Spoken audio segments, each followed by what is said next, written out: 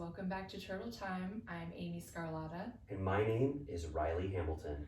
And this is Turtle Time! We're practicing a new way where I say one word and Amy says one word. Yeah, we're flip-flopping back and forth. Yeah. Wow, another week in the Vanderpump universe. An unbelievable amount of stuff to talk about yet again. What has happened to the universe since Sandoval happened? Truly, what happened? There's like a rift in like space-time. Where the world, the universe wanted us to only focus on one thing, and it has given us so much to work with. Oh my god, I just say like every day, like for our insider turtles here, I did get laid off at the end of last year, and it's honestly maybe the biggest blessing of all time because I would not have time to talk this much about what's going on. This is not a time for work. No. This is not a time for your family. This is a time where you think and talk about Vanderpump Rules with the people who want to hear about it. Yeah, there should be like a little bonus on like the EDD website where it's like, did you look for work? Did you talk about Sandoval for more than 14 hours this week? Yes, and then you get an extra $900. You get all of your benefits. That is amazing. I just can't believe it. On March 1st, a Donnie Darko event happened where a plane flew overhead and what's it called? The engine jettisoned. It landed in a bedroom, and we are in a post-Sandoval universe where now everyone cares about this. Howie Mandel cares about this. Everyone you meet on the street cares about this. It is so wild. Yeah, it's like, again, I mean, I always felt that way about Bravo, of just like, if you are at a wedding or you're somewhere where you otherwise would have nothing to talk to people about, if you discover that they're Bravo fans, it makes it so much easier. And now it's like, this is a huge thing that like almost everyone knows about. Exactly. It was exactly that for me as well. If they like Bravo, you get to talk at least for 10 minutes about what's going on. Now that's just extrapolated completely. Yeah, I got lunch with my mom the other day at the restaurant at Nordstrom. And, how is that? It's good. This is the one in Torrance, but the one in Glendale is good as well. Okay. But I was explaining the whole Sandoval thing because she doesn't know any of it. First of all, I showed her a photo of Sandoval and she like lit up and thought he was very handsome, which she's problematic, which I already knew. And I was explaining the entire situation, and she was like, why is this such a big deal? And I was like, it was Ariana, one of her closest friends. She was staying with them at the time, and she was like, yeah. It's like, okay, Howie Mandel, why is this such a big deal? Yeah. And then she also was rude, and I showed her pictures of all three. And I showed her Raquel, and she said, she's pretty. Mm-hmm. And then I showed her Ariana's revenge dress, and she was like, wow. And then she was like, just made like a blanket judgment on all of them, and was like, they all seem like they're only into themselves. Aww. I don't think that this relationship will last either. And I was like, I mean, you're right, but I don't know what exactly she meant. I don't know if she was saying they were too vain to have a successful relationship. Well, sometimes the people who don't know something come in with a full new perspective and really provide insight. That's true. Yeah. We should have her on. I would love to. But that Nordstrom restaurant is good? Yeah, we got an artichoke dip, and I got people tacos. People are like, are they going to talk about this episode? They go to the Nordstrom restaurant. Okay, so anyways, like busy week in general. So yes, for everyone. I'm sure for the world. Yeah. I guess should we go in chronological order of last week of our encounters? I think so. And I just wanted to say one little caveat to what we're saying. I am sure that there are other things that have happened in the world, news items, like world news. Well, yeah. But I haven't been able to think about them or pay 1 second of attention to anything else that's happened outside of this. Yeah. Trump's indictment is like a flash in the pan. Yeah, I was like, was Tom Sandoval there? Like, anywhere near him? Yeah. Because if not, it's like, yeah. I did see that Ariana was in New York. She got some like Bloomingdale's money. Yeah, speaking of department stores, that was wild. She posted that last night, and it was like a revenge dress collection advertisement. That must have been huge. I love that now just everyone in marketing at every brand on earth is like, we got to get on this. Yeah, everyone wants to capitalize on this. That's what we saw this week too with the Howie Mandel interview. Everyone wants a little piece of Sandoval. Yeah, including us. Oh, and you, then your britches. We are capitalizing on Sandoval. But yes, to go back to what you said before I interrupted rudely, let's go in order of our Vanderpump Rules experiences this weekend. And I think starting chronologically with your mind-blowing sighting of Beau and Stassi. Yeah. So that was Thursday, I think. Last week. Was it Thursday? Wednesday? No, Friday? Weeks and days and I think it was during the day on Friday. Okay, yeah. Because then you had an encounter Friday night, and this was Friday during the day, I believe. Yeah. So I went to Albertsons. I won't say which one, so I don't dox them. Of course. But it's by where I live, like my local Albertsons. I had to go pick up a prescription, and I was walking around, and I looked up, and I saw Beau buying La Marca Prosecco. He was filling up one of those little like if you're an Albertsons shopper, I think Vaughn's does it too.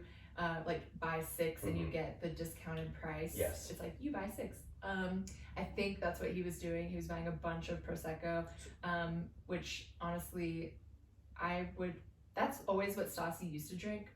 Like they would always make Aperol Spritz with that brand, and I would have hoped that she would have upgraded from that brand at this point. Nothing against a low-cost wine, but they should be going to Costco, getting the Kirkland Prosecco because it's way better than La Marca. But anyways. I didn't know that. Wow, I was just going to say I like La Marca as a budget champagne because that's what Trader Joe's has as well. But it's a little too sweet for me. Ooh, know about this Kirkland champagne. That's very interesting. Yeah, okay. They have Prosecco, and they also have like a true champagne, but the champagne's a little more expensive. Well, I have one little first question before you go fully into it. Did you have the look of recognition of Beau and think this is someone I know as a friend versus him at first, or did you instantly know I'm looking at Beau, the Vanderpump Rules cast member? I pretty much instantly knew. Like, I'm like very good at citing celebrities. Like my brain like pings on all cylinders where there's like clues, and my brain is like, I was like Vans, tattoos, La Marca. Like I was like confirm. Was he wearing a hat? He's a frequent hat wearer, so that's the only reason I asked. I don't think he was. Oh wow, okay, hatless Beau. That's amazing. Yeah, that's a good question. It's always that thing of like when you try to remember, you know, when they do that thing where they stage a crime and then ask people to like describe what happened or what the person looked like, and then like everyone has a different story. Like you just like cannot remember. So like now I'm like I can picture him in a hat or without. Like my brain's like trying both versions. Yeah, you're picturing him in a bunch of different outfits that he wasn't, and he's wearing a suit. It's like mustache. Yeah, that's bad. Okay, so we cannot confirm nor deny whether he had a hat on. That was just I associate Beau with always wearing a hat. Right. But maybe he doesn't. Yeah, he was wearing like nasty little slip-on Vans with no socks. Okay. Grocery shoes. Yeah, and so I saw him shopping alone, and I immediately started texting everyone and was like, "Oh my God, he's here! He's buying champagne! Blah blah blah blah." And I was like, that's amazing. And then I kept shopping around. I was just kind of like not really looking for anything in particular. I just decided to like stick around and like do a lap. And then I was walking over by like the pasta sauce, and I saw Stassi with her own cart. Whoa. She's very pregnant, which we know, but like she's showing more than I thought. She's wearing all black. Whoa. And like slide on loafers. Wow. And she was wearing like a full face of makeup. Like she was like glammed. Okay. So I don't know if like she always does that or if they were going somewhere or coming from somewhere. But she had like a full cart of groceries, like strawberries, like pasta sauce, like Welch's.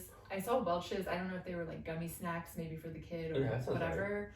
But like Hartford's in the gummy era. Yeah.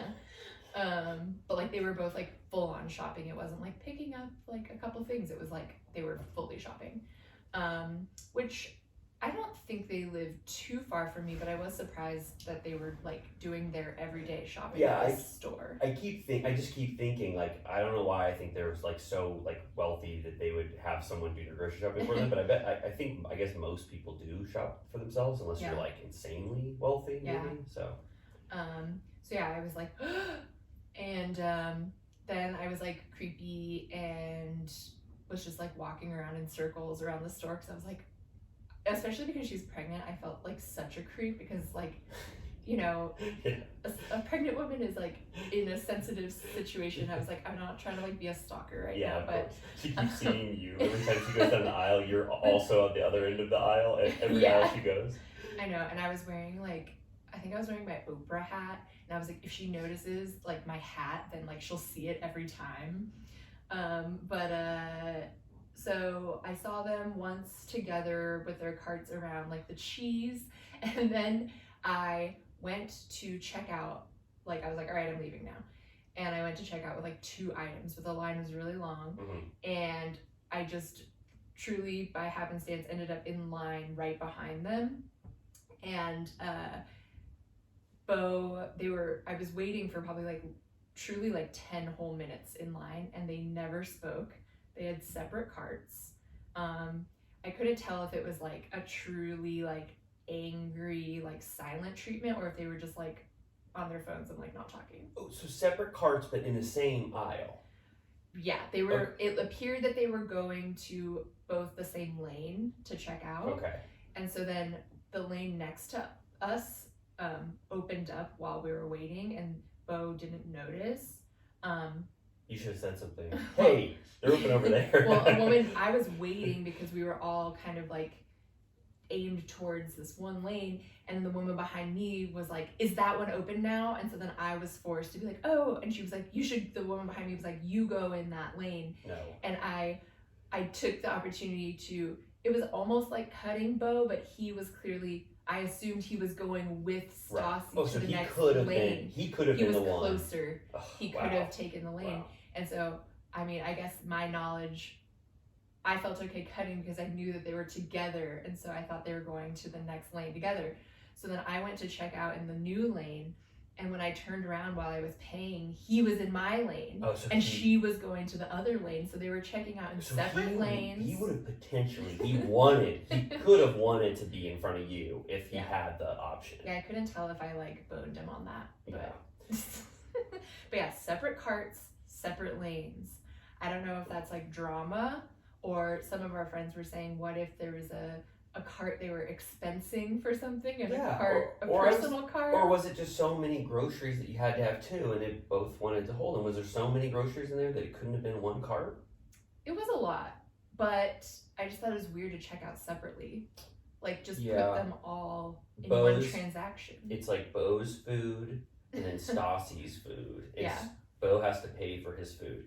Well, yeah, I think that is astonishing. The baby was not there also. Okay. Well, I wanted to ask just quickly, you had the opportunity then to get one of the most iconic photos of all time with Beau and Stassi at a grocery store. You chose not to. Why? I was too scared. I felt like a creeper. I did take a shoegaze photo of his Vans, which I felt is fine, permissible. We're gonna post that in the Patreon because it's not particularly incriminating. But again, I did not want to be flashing like stalkerazzi photos of a pregnant woman. Of course not. At her local grocery. If it was like, I don't know, I just felt like so like a freak. Yes, of course. That I didn't want to, like, if we were at like Sir, then all bets are off. Grocery store is a bad vibe. Yeah. No one wants to be seen at a grocery store. It's like very, it's just you're getting something pedestrian. Done. Yes. If it was like even a bar, like that's more like fun, and you're like, haha, like all bets are off, like whatever, nightlife. But like day to day, it just felt very personal. I fully understand. I didn't want you to do that. I just wanted to know if you thought that, if you were like, this could have been great, and you made that decision. Because I also have the same confliction where I'm like, I had the same conflict all the time where I don't know if I want to make the effort to do that because I get too nervous, you know. It's I know, just like the nightmare of imagining like making eye contact with them as you flashed, or like the flash is on, or it's like ching ching. Stassi goes dark passenger on you. Oh my God. Starts screaming. Okay, well that was good to know, and you all heard it here first. Yeah. That was an exclusive. Yeah, so I felt like that was like going into the weekend, we knew we were gonna have that. I would call that when I saw them, it felt like what Matthew McConaughey would call a green light. Yes, exactly. It was like we already had plans that we were going to Canyon Club, and it's like, how many Vanderpump Rules interactions are we gonna have? This wasn't even prepared. Right. It's just crazy. Yeah, because you that very night, like probably like 3 hours later or something, had your own experience with a ton of. Yeah, was that? So we're talking the same night as Emo Nite now. So that was Friday. I think it was Friday afternoon. Yeah, so your green light shone from the heavens, and I said, I accept. And I went to Emo Nite, and I'll tell you the full story because I don't even think you know.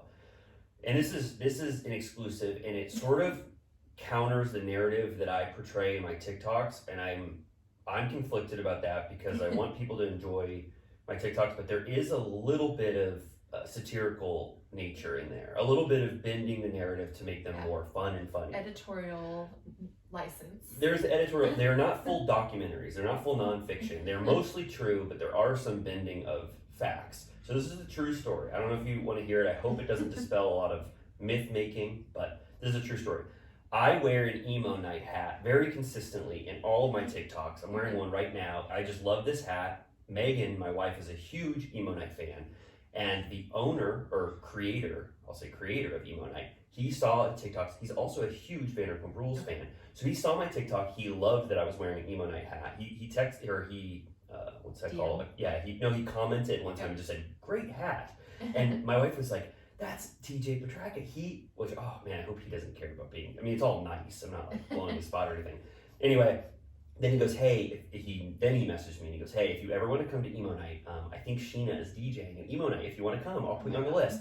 I was like, yes, talk about green light. Yeah. I was going, I was like, of course. And I knew my sister and her husband were going to be in town. And then we had Josh and Eileen, who are two Vanderpump Rules emo freaks. Yeah. So we got us all in. Amazing. 6 people. I was like, I've never been on a guest list in my life. Yeah. I've never been asked to be like a VIP anywhere. And then I get 6 people, and I wasn't trying to stretch the limit. I had to have my sister and her husband come in. Anyway, we all got in, and then we just got in. We got to skip the line. Yeah. Where is this, by the way? This was at the Avalon, which I've never been there. Is that Hollywood? Yeah, I never go to Hollywood. So we went to Hollywood. We got to bypass the line, which I don't like to say that I get any special treatment, but this happens never to me. So I get to get excited about it because I never skip the line anywhere. I stand in line for hours. But we got to bypass the line, which felt great in front of my sister and my sister's husband. Big Hollywood over here. Yeah, they were like, God damn. They're like, what's my brother been up to? And we walk in, and then TJ had told me, he's like, hey, text me when you get in. I'd love to say hi, which I thought was sweet. I knew he'd be so busy, but I still wanted to do what he said because I thought it was so sweet. So I said hi. He came over to me, and he goes, hey, just so you know, your VIP passes get you to the, this other special area if you want to be closer to the stage. And I was like, oh, I didn't know we had VIP bracelets. He goes, oh, they should have given them to you. Like they hadn't given them to. So he just grabbed a bunch of VIP bracelets out of his pocket. Now this sounds like I'm bragging. This is awful. Is this? I mean, we have to take our special treatment when we can get it. I am only saying this as truth because I want you guys in on the story. I'm not bragging. I promise. This doesn't happen to me ever. It's all about who you know. Yeah, it's all about who you know. So then he basically walked us to the VIP area, and then we were right to the right of the stage. Like we could peer over it. That's what's in my videos. If you see where we were in TikTok or whatever. And then we're just having fun, having time of our life. The music is so good. TJ, who I just met, does an amazing DJ set for 30 minutes, and then he was like, Scheana, Katie, and Ariana are doing a 30-minute DJ set right after me. So get ready. He was like crazy. And at Emo Nite, they are very I'm gonna blow the word. They egalitarian. They want everyone to have the same experience. Is that the right word? They're very right. Oh boy, check me on that one. You have to ask Schwartz. Yeah. Oh, Schwartz would have done so good there. They want everyone to have the same experience, whatever that word is. They do not want there to be tears or whatever. So everyone was allowed to get on the stage with Scheana, Ariana, and Katie. Inclusive. But I think, yes, so inclusive. And so I just went down. I was like, I'm going down there. So my sister went down. We went down. Their set was amazing. I mean, they're playing 20 of the best songs you've ever heard. Yeah. All of the biggest emo hits. Their energy was so powerful together. Like, I don't know if it was captured in the TikTok, but they were just rocking out, loving life, so much solidarity. Them, Ariana screaming like these revenge emo songs about heartbreak and stuff was so amazing. And then they get off stage, and then the exact situation I just asked you. Do you feel comfortable getting a photo? Like, my sister was like, you have to get a photo with them. Yeah. I was like, no, I am too embarrassed. I feel like a loser.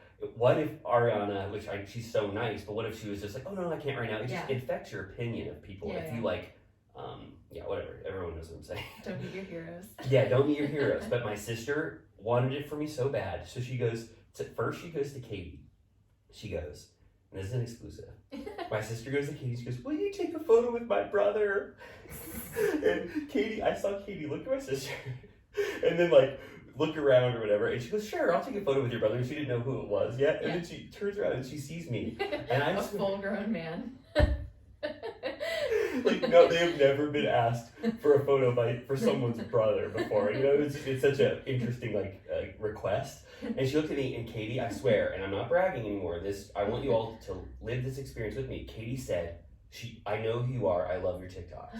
She said it to me. Oh my God. And I'm not lying. You know me to be a truthful person. You're good. Yeah. And then I was so excited because I've never gotten a photo with Katie.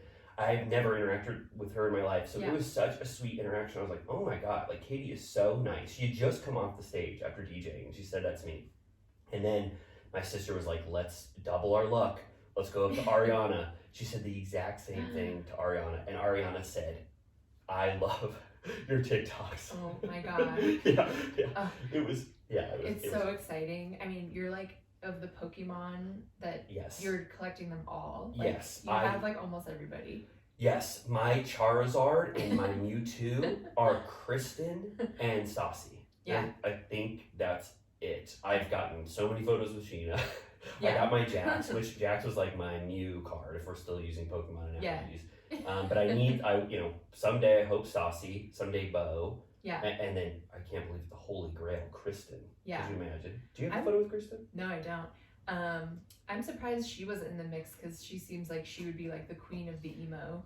I'm very surprised too at what Kristen is not going to. Mm-hmm. That I haven't seen her. I think she is, maybe not wanting to associate with Vanderpump Rules universe too much right now, possibly. I mean, we were shocked when she was at that original Tom event where it all began. Oh, I was starstruck. I was like, I cannot believe Kristen is here at Tom right now. Yeah. That was awesome. But she was laying so low, so we didn't bother her. But yeah, wait, so didn't also Ariana mention a certain special something? Oh, all right, well, if you asked, I'm gonna say it.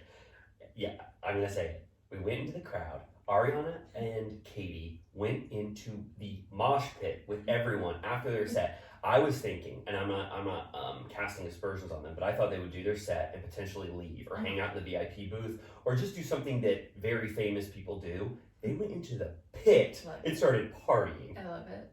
So we went, Chop Suey is playing, one of my favorite songs of all time, System of a Down, Chop Suey. And I think just after Chop Suey, the pure elation of hearing Chop Suey in a big crowd and moshing, Ariana, who is 10 people from me in a crowd, what would that be, 4 rows of people, but a 10-person group is between me and Ariana. She comes up to me. I'm looking at my sister and her husband. Ariana comes over and pushes me on the chest. Wow. And I go, what the hell is happening? I didn't say that, but I was just like, oh my God. And she goes, it was a noisy crowd, so I thought she said, you better not be taping me. That was my thought. I saw her mouth move and I heard so scared. And I heard her voice, but I couldn't, no words came out, and I thought for sure she was saying something like that because she had seen my TikToks. Yeah. And then I go, what? in a very genuine but shocked way. And she hits me again on the chest with her fingers, taps me again, not hits, taps me again, like in a fun, playful way, and goes, Argentine Beef Week. And I was like, and my sister goes, she just said Argentine Beef Week. And I go, oh my God. And then it was just like crazy. But then Ariana went back. It was like seeing an angel who says like it sucked back in. Yeah, and then she got back into the mouth. I was like, oh my God, it's never going to get better than this. Ariana just said Argentine Beef Week to me, which was like, oh my God, that's so funny. Yeah. So I hope that, I mean, and I don't want to make people like jealous or anything. This is just for an exclusive. No, I mean, I would say probably the thing that everyone loves the most, the big breakout hit of your entire enterprise and our enterprise is Argentinian Beef Week. Yes. So it was, to know that Ariana has seen the impact of Argentine Beef Week and she feels like she survived along with us. Like, that is notable and worth talking about. And I'm so proud of us and of Argentine Beef Week and the impact we've had. Yeah, it's an international sensation. And we'll post this online, but literally like 10 minutes after Riley got to my house right now, I went outside and my sweatshirt had arrived. And so if you watch us on YouTube, we're wearing our merch right now and it is still available online. Yep, we have 7 more days. This is still extremely limited, but get one if you want to show your friends that you survived Argentine Beef Week. And if you go to the YouTube at 26 minutes in, you're going to see us wearing our merch and you might possibly love it. I'm very comfortable right now. It's a chilly day in Los Angeles and this is exactly what I needed. The weather was so good for those beautiful days when we were interacting with the Vanderpump Rules crew. And then the minute that Howie Mandel interview happened, Los Angeles got cloudy and dark and swampy and wet again. It's like the mood completely changed once Tom Sandoval went back on the air. Yeah, Hollywood was like covered in clouds. Like I couldn't see the Hollywood sign anymore. It was like lightning and thunder. Okay, so then let's go to the coup de grace. Let's go into the big. So I prefaced this on TikTok. I said I had a night in heaven and then I went to hell, and people were like, "What is hell?" And so let Amy and I tell you what hell was. Yeah. So you want to, I guess you want to start from you lead us in. Sure. So our friend Natalie, who is like the queen of putting together fun events for us, she's always, trying to get something going, rented a party bus that took off from Schwartz and Sandy's and drove us to the Canning Club to see Tom Sandoval and the Most Extras. Yes, and Natalie is so good at making party environments. Like I was so proud of her. I could have never created something like that. It was so fun and beautiful. Yeah. So we all met up at Schwartz and Sandy's. We all got a cocktail there first. I stuck with wine this time, but did you get beer? At Schwartz and Sandy's? Yeah. Yeah, I know. Okay, they don't have. I love dogging on Schwartz and Sandy's every single week. They don't have their beer menu listed because they want to discourage people from drinking beer. But I know now that they have secret Mama's Yellow Pills in their cooler because I've been there like 3 different times. So if you go to Schwartz and Sandy's and you want a good Pilsner beer, ask for Mama's Yellow Pills. But I don't know how they know I even know that. It's right. Like if you didn't know that, you never know what beer they have. I know, anyway. Yeah, their menu, like they have their 5 cocktails and then 3 wines, I think. And one of our friends came and she was like, I just want a vodka Red Bull. And I was like, do they have that? Yeah. And they did. Yeah. I was like, how would you know? I mean, I guess you would assume that it's a full bar, but I assumed that you could just get the cocktails. No. If you go to a restaurant and they have cocktails, I wouldn't assume that you could order vodka. No, Red you Bull, don't assume anything. You see 6 drinks on the menu and you're like, I don't know if they can do anything else. You don't see beer. I don't know about the wine list or whatever, but it's just the whole, we've talked about it so much, but the whole dive lounge aspect of Schwartz and Sandy's is so off. Yeah. Show your beer menu. You guys both love beers. Why does your bar that you own not have beers highlighted? Crazy. It's so weird. I mean, I've been there, I think that was probably my 4th time. And it was funny because my boyfriend Jimmy came. Oh, he yeah. came at like the very end before the bus, like just when the bus arrived. Yeah. But he came in just basically to like meet up with us and then leave.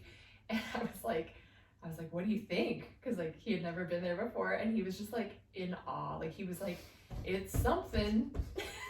He said it was like, I don't know. He described it as like goofy or like Yeah. he was like it's like, Yeah. and I'm like it's fun. I thought it was funny that his take was that it was like goofy and like wacky, because to me it's the most like buttoned up place I've ever been in my life. Right. Yeah. Well, so my sister, who has never been there before, so it was her first time at Schwartz and Sandy's. I mean, she just got a little peek. We were only there for like 20 minutes as a meeting place, but she was like stunned. She was like, "This place looks great. Like, I love it." And then my good friend, my sister's husband, he went into the bathroom when I was in the bathroom just after I got done. He goes, "Whoa, this bathroom is insane." And I was like, "Yes, it is." I love it. We're so jaded. I know. It's like, it is. I think it is like well designed in there. I just think the vibe is off. Yeah. And I think they need to get rid of those booths like we always talk about. They need to highlight cheaper options. Don't make this such a cash grab. Yeah. I was surprised that I was afraid that we weren't going to be able to have that many people in there. Like, I thought they were going to be like, no, like, the bar area is full, get out. But actually, they let us kind of just, like, flow around. But it's still so weird, because if you want to stand by the bar, you have no room. Yeah. It's like 90% of their capacity goes to the bar for 20% of the space. I don't know if that makes sense visually, but everyone wants to go to the bar because it's easier and more casual, but they allow only 20% room there for you to stand, and everything else is these big gigantic goddamn booths. Just weird. Yeah. So, anyway, I do love the spa music in the bathrooms though. Oh yeah, beautiful. Okay, so we left Schwartz and Sandy. With the shot ski in tow. Oh, and I just wanted to say before, like, because I did feel conflicted the entire time about going to support Sandoval, and aspects of the trip were non-refundable, and there was a what's that called, voyeuristic aspect to this, or schadenfreude aspect to this. Like, I was not going there in goodwill towards Sandoval. I'm not going there in pure hate. I'm not going there with violent intentions, obviously, but this was a reporting exercise for Amy and I to talk about it right now. And I felt conflicted about supporting Sandoval the entire time, and it ended up being exactly what I thought it was at the outset. But we'll get to that. But I just wanted to have a preface here. Yes. No, I mean, I think we kind of came to the conclusion that the fans needed us to be there. Yes. Just to see what was going on. Yes. And we got those details of like how he's operating that business at this time. So, we had to do what we had to do. I don't think anyone's mad at us. I don't think Ariana would be mad at us. I fear so much that people get mad at me, and you're probably right. I just hope you won't be mad at me. We had a journalistic responsibility, and we took it. And if we have to take a party bus to get there, that's what we did. Yeah, so we were like crammed like sardines into this little party bus. We probably could have jumped for the next size up, but we were like elbow to elbow. Yeah, you couldn't move at all. Like you could barely lift your arms. Yeah. So we were just like doing shot skis like under duress in like no space whatsoever. Yes. But yeah, we like did so many shot skis, just like tequila. Yeah. Passed around some squirts. The squirts in the bag, 0 sugar. Oh yeah. And yeah, we were just like blasting some Scheana Shea on the way, and it was. I felt like we got there so quickly. Like we like blinked and we were in Agora Hills. Everything felt quick about it. It was so quick. We got there the fastest anybody's ever gotten to Agora Hills. But then also, right when we arrived, we like took a minute because it's like night was falling. It was like getting dark. We wanted to do more shot skis outside. We wanted to get drunk. We wanted to like stretch our legs. We were packed in there or whatever. And then I remember Jimmy, within like 10 minutes, he was like, the opening band already went on and Tom's about to play. It was like, I know. Because we assumed like, whenever you go to a concert, you're like, it starts like 3 hours later than you think. Oh, you're like always just waiting. Like when you go see doors open, and then it's an hour before the opener starts, and then it's an hour and a half later before the and then a gap. Yeah, like it just takes so long. So we were like, of course we're gonna be just like we don't even want to go in there yet if it's gonna be like, you know, so late or whatever. We didn't even know who the opener was. No. I was joking that it was like a guy just juggling or something in front of the crowd because no one wanted to open for Sandoval. And we don't know to this day who the opener was. Right. It didn't seem like they had a long set in any way. Because like we were all doing shot skis and Jimmy was done doing shot skis, and so I was like, go check with the doorman. That like was nice. if the opener is almost done or whatever, and he was like, they're already done. He's going on. I didn't soon. know you had done that. I just thought we got lucky knowing the times. No, I sent him. That was very helpful because I feel like we got in right when Tom Sandoval was performing the Pink Panther theme. Like we almost missed it. We got in, and we hear da-da, da-da, da-da, da-da, da-da, da-da, da-da, and he's slinking on stage. We almost, if I would have missed that. That was definitely the best part. Yeah, that was amazing. I was like shaken to my core. I hear it in my dreams. Like, yes. It's just like, I hear it around every corner, like the Annihilation theme. It's like, yes. Yes. Oh, yeah. I have so much stuff to say now. I'm like fired up. First of all, when he was doing Pink Panther, I'm like Pied Piper. I kept thinking about you saying Pied Piper, and I was like, he's doing Pink Panther, but it's sort of like with the Pied Piper. P. Yes, I was thinking, is he doing the Pied Piper theme song? I'm like, is everything we've ever dreamed of happening now in this alternate universe that we're living in? Go ahead. Oh, I want to say a horrible negative. I want to blast Canyon Club to the goddamn hell where it came from. I got in. This is my personal experience. You didn't have this. We got in, and they immediately, 2 guards are saying, you cannot stand anywhere near the stage or anywhere in front of these people that are behind the stage eating dinner. So there is this huge gap in the entire place that you could not stand for 1 second to see the show. Yeah. They had us on either side of all of these people eating dinner, and even if you walked across, they're like, hurry up, get across. This is at a show. Yeah. I was so pissed. Yeah. I'm with my sister and my goddamn sister's husband, and I'm like, I brought them here, and we can't even be anywhere near where Tom Sandoval is performing. They completely filled the dance floor with long rows of tables, and I think like Game of Thrones banquet tables. Like they were like 15 people long, like going away from the stage, and I'm assuming that was so that he would be protected. Yes, it's either that. I've heard there's 2 theories. No hecklers. He didn't want people, which there wouldn't have been hecklers. Yeah. The people that are standing right next to the stage aren't going to be booing him. I don't know. Maybe it's for his safety. I don't know. That sounds ridiculous. I heard it's for low selling events. They convert it to dinner vibes because they know that it's going to look very bad for the performer if there's just 30 people sprinkled on on that stage area. Or I also heard another theory, which is crazy that there's 3 different theories for what's going on here, is that Canyon Club has a paying monthly whatever it's called, like sponsors or whatever, like people who get access to all of people get like, it's like being like a subscriber, and like you can just come Patreon. whenever you want. And so they didn't allow the first 2 shows to be a member event that members could go to, but this one had such low ticket sales that they allowed it to be a member event, and that's why they had the tables there. But regardless of those big long tables, there are people sitting behind this walkway that they didn't want blocked, and I've sat in those tables, and it doesn't matter if you're blocked in any way, you can still like the see. high top tables. Yes, it was just the guards were like mad and angry. It was such a bad vibe, and it put me in such a bad mood. Their drinks taste like shit. Yeah. Like I got a margarita. They fill it up in like a picture of margarita. It's the worst tasting thing you've ever had. So I was in a bad mood. Yeah. Like I was in a bad mood at the actual event. Yeah. And it's all of Canyon Club's fault. And also the fact that Tom Sandoval opened on a very eerie note with that Pink Panther vibe. So tell me your experience, because I don't think you had as much interaction with the guards. Yeah. I'm trying to remember. It's all kind of spotty. I did do multiple shot skis before, but Amy and I did just one sad shot ski with Natalie right before the event started. Yeah, and then I think I stuck with Pinot Grigio. Okay.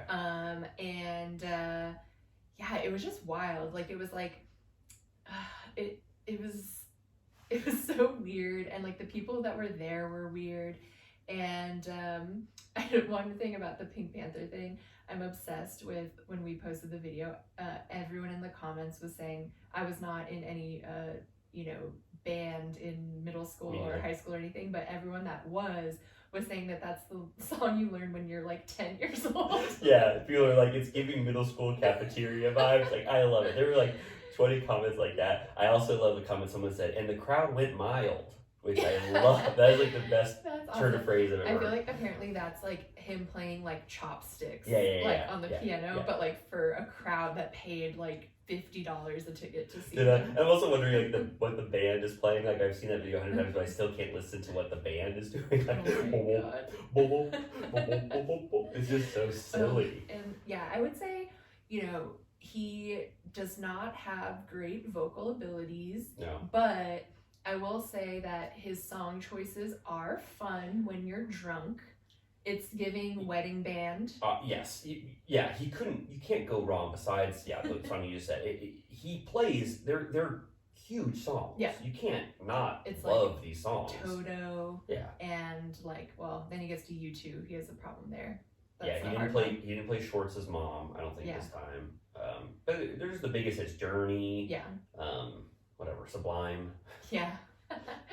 Yeah, I was just like, that thing where you like enter like the drinking phase of the night where you're just like a lizard brain. Yeah. And then when you just like know a song and know the words, you're happy. Yes. Like you're just like, totally. I'm taken care of because my brain knows this song. Like, woohoo. He plays this cover of this Death Cab for Cutie song that is very underrated, and I love it. It's called like I Will Possess Your Heart, and I've never heard anybody talk about it ever in my life, and it's one of my favorite songs of all time. So good. And he plays a cover version of it, and it's like that was like made for me in a way, but I couldn't take any pleasure in it this time. Yeah. Yeah. And so yeah, it was all a blur. I hate to say that I had fun, but I did. Okay. And then at the end we tried to storm the VIP area, Capitol. and those ACAB guards stopped us. Yeah, we couldn't. Yeah, it was. Yeah, I mean, this was true, like in my TikTok, but like I don't know what we would have done if he was like, sure, I'll take questions right now. I've been like, that Pink Panther song, like I don't know what we would have asked him, and I don't think we were in the right mind state to ask him. So I think Natalie tried to like bribe the guard with cash. Natalie was. And they were like, Yeah, they were like, no, we won't take a bribe or whatever. But he's like winking. But no, I'm glad we didn't have to interview him. I think that would have been incredibly awkward, and I don't think that it would have put a damper on our mood. Yeah. I had fun once he got off, the DJ started playing really fun songs, and that's when we started like really partying. Right. And then it was like, the party bus is here, we gotta go back. And I don't know if we want to get into this, second half of the party bus, but yeah. I will say though, last time, I think both the previous times that he performed there, James would DJ. Yes. Which like, if obviously for obvious reasons he wasn't, but if he were, then that would have been amazing. Yeah, it's such a huge downgrade. I was gonna say that, I forgot to say it. It's like, you had James and Tom Sandoval performing live. It's 10 times better, and now he lost that aspect of the shows completely. Yeah, too. like I'm sure that brings like at least half of the people. Yeah. I'll be honest with you, I really don't remember the bus ride back or Taco Bell Cantina. I had entered full lizard brain. I don't know what I said. I don't know what I did. Jimmy had to be my legal guardian at that point. He fulfilled his duties. I mean, you were taken care of. I remember it all, but I don't think it's worth noting. It's just we had fun finally. We got back in the bus. We went to Taco Bell Cantina, which was insane. Yeah. And then we all got dropped off at our respective some people left from there, and then some people went back to Schwartz and Sandy's, and we said goodnight, and the rest was history. It was amazing. Did you say that they did not at that time have booze at the cantina yet? Yeah, so that was a bummer, but I think it was probably for the best. Yeah. But they had the machines behind them for like the Baja Blast tequila or whatever, but they did not have their liquor license yet. Did they have merch? I didn't see any merch, but I also, my brain was a little fuzzy as to what was going on. I've only been to the Cantina in Vegas, and they have really fun merch at that one. Oh man, yeah. It was so fun. Not to advertise for Talk About Cantina for free, but it was so fun. And I also took a peek in the kitchen for some reason, because there was this funny sign that said like, remember when you're loading potato tumblers into the oven to keep it on for 350. And I was like, wow, that's so fun to see what they see when they go in the kitchen. But the kitchen was spotless, beautifully clean. So I need to go. I mean, it's like right there. It's like 10 minutes from here. Okay, yeah, so it was so fun. But that, I think, is a full recounting of Amy and I's wild weekend. I hope you enjoyed that. And if you didn't, we're going to put a timestamp so you can get right to what you want to hear. Yeah. But yeah, that was an incredible weekend end to end. Yes. And then we get to this week, and Howie Mandel gets in the mix. Yeah. So let's take a quick break for our sponsor. I think we're gonna have some sponsors now. Taco Bell Cantina sounds pretty good. Canyon Club. So yeah, we're gonna take a quick break and then we'll get into Howie Mandel's disgraceful interview. And we're back. Hello. Thank you so much for listening to whatever sponsors we have. I hate listening to advertisements, but thank you so much for listening. We need the cash. We need money for this.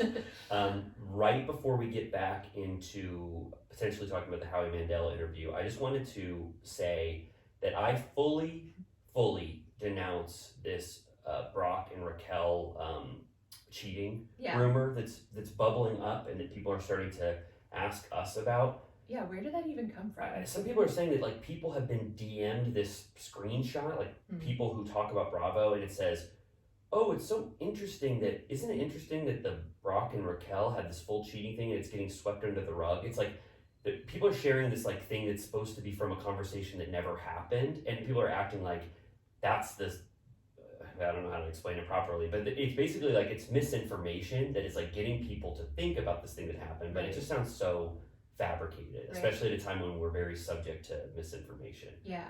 Wasn't there something, I think it was like Dumois at one point, like it was something about like this certain reality star goes to like football games and drives like back and forth and like hooks up with someone in San Diego or something like that, and then goes, I don't know. It seemed like it was supposed to be about Brock, but I don't know.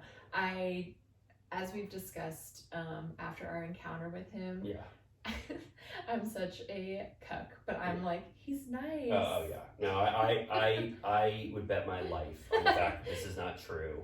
You can strike me dead if I'm wrong. This is not true. You heard it here first, exclusively. I'm putting the nail in the coffin. Yeah. Brock did not cheat on Scheana with Raquel. Did not have relations with that woman. I will say, okay, this is just me being a total bitch, but like, go for it.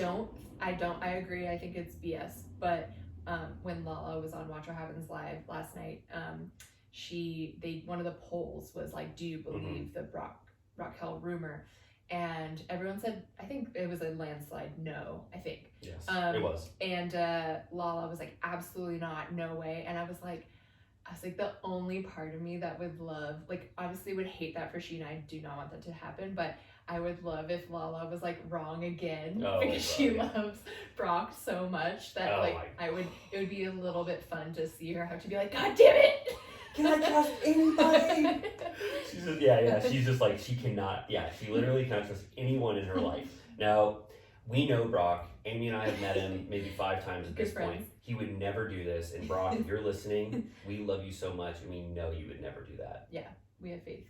Yeah.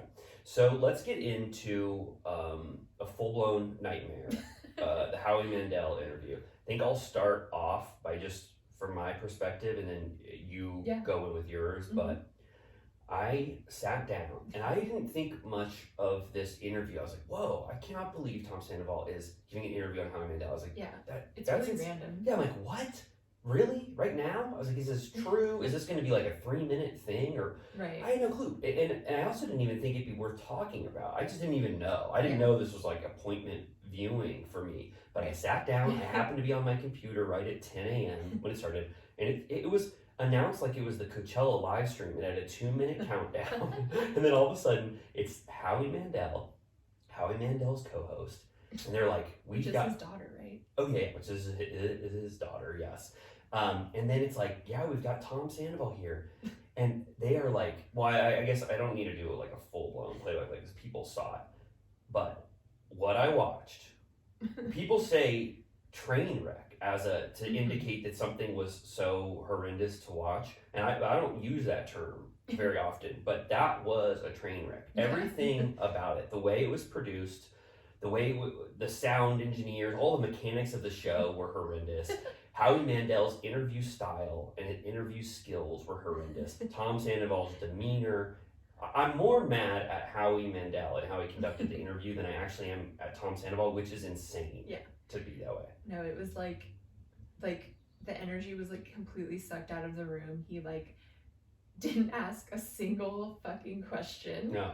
Yes, they didn't prompt him in any way to talk about Sandoval, so he had at 20 minutes in, he just had to say everything that he had planned to say in a 20-minute burst, and then there was no follow-ups, there was no interjections. It was literally, we were saying that it was like what the police do, like when you're trying to get someone to like admit to a crime where you just let them talk. Which would be a good strategy in an interview, but that was not Howie's strategy. It was just like, I want to let this guy say whatever the hell he wants, and I have no clue about anything, so I have no opinion on any of this. I don't know what to ask here. No, it was like, not only did Howie not have a point of view, anytime he did have a point of view, it was wrong. Like, it was just like... So wrong. Like, so what wrong. are you talking about? So wrong. He goes, can I have 2 minutes to just say what I think is going on here? He goes, blah, blah, blah. I know absolutely nothing about this. This is what I think. Blah, blah. And he goes, am I right? and no one thought he was right. Tom Sandoval didn't know what the hell he was talking about. His daughter didn't know what the hell he was talking about. And then his daughter actually has watched Bravo and knows what to ask, but she was being shut down so much by her dad. Yeah. Anytime she asked a question, he would throw something in there that he thought it was like derailing everything. His like pistachio disguisey glasses. Oh, yeah. I like could not handle it. And then her phone rang, and then she was like texting for a little bit on the side, and I was like, "What is going on? Like, this is your show. What like, is going on? Is they gave Sandoval enough rope to hang himself, where it was worse than what Schwartz did. Yes.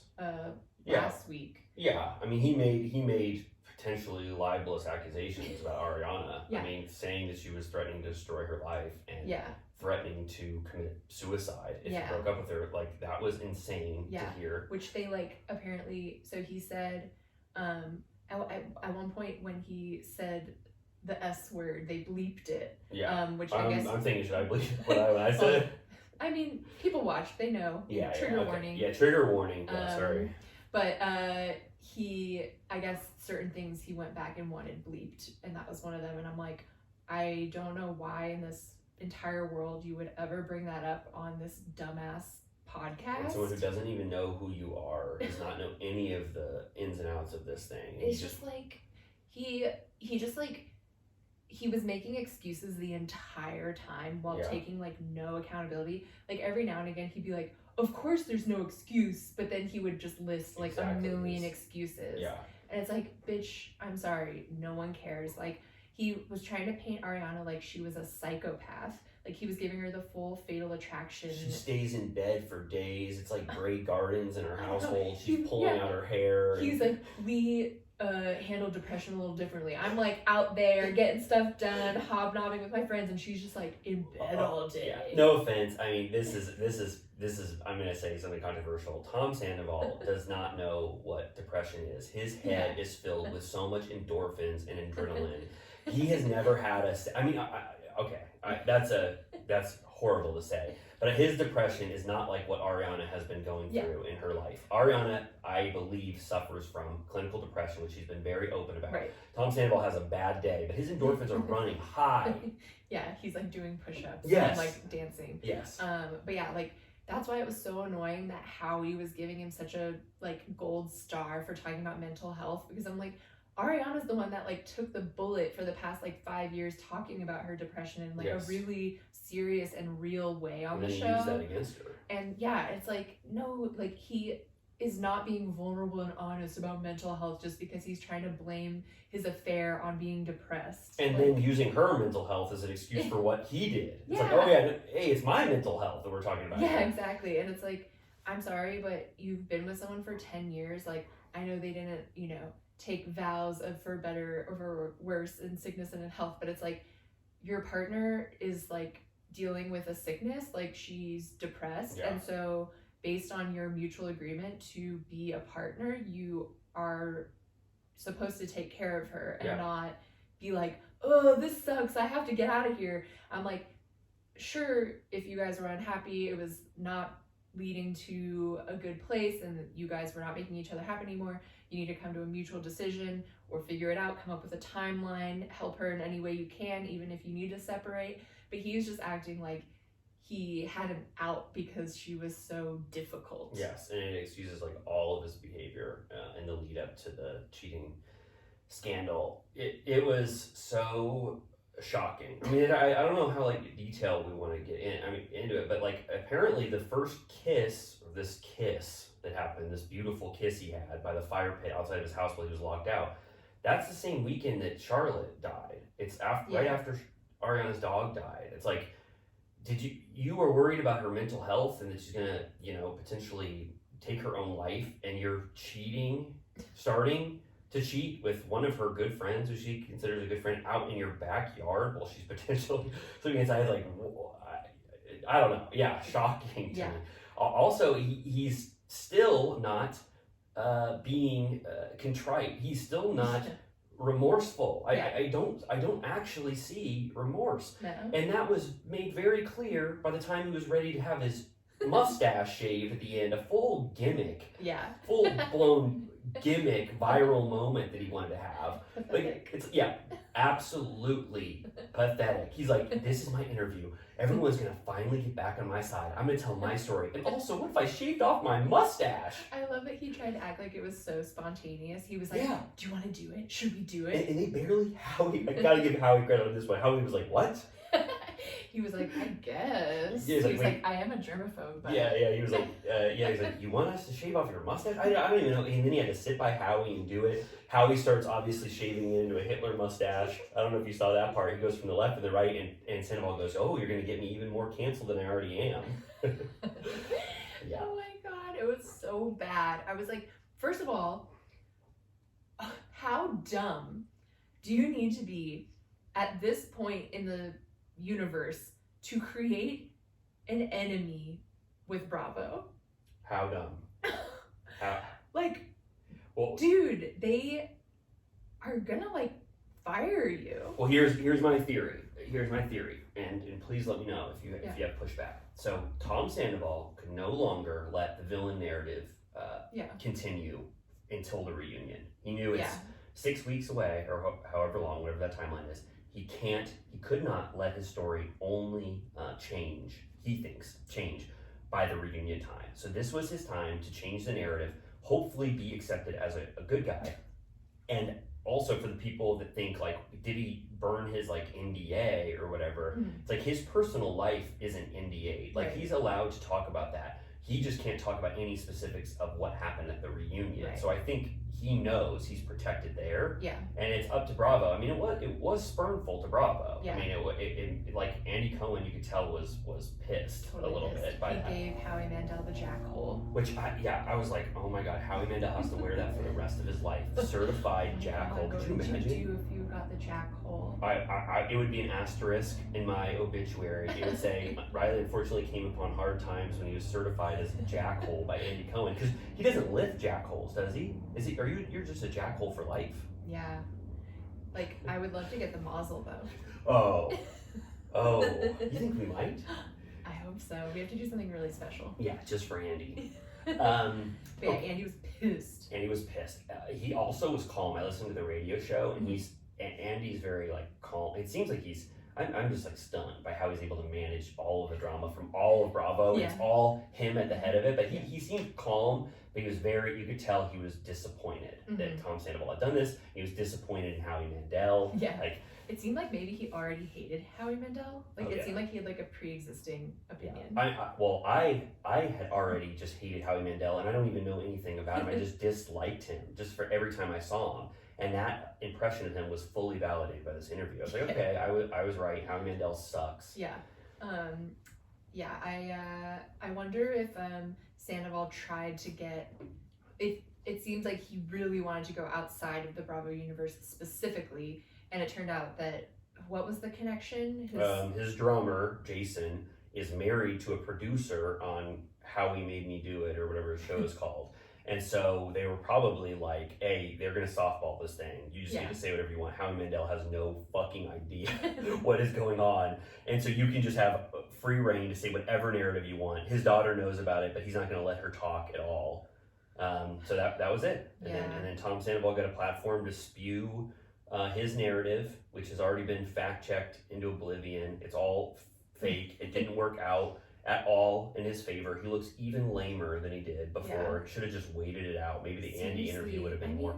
The thing I don't understand about like all people in the public eye, like the thing that I live by in my life, and I'm not even a person of note, but if I were, just shut the fuck up. Yeah, say less. Don't talk.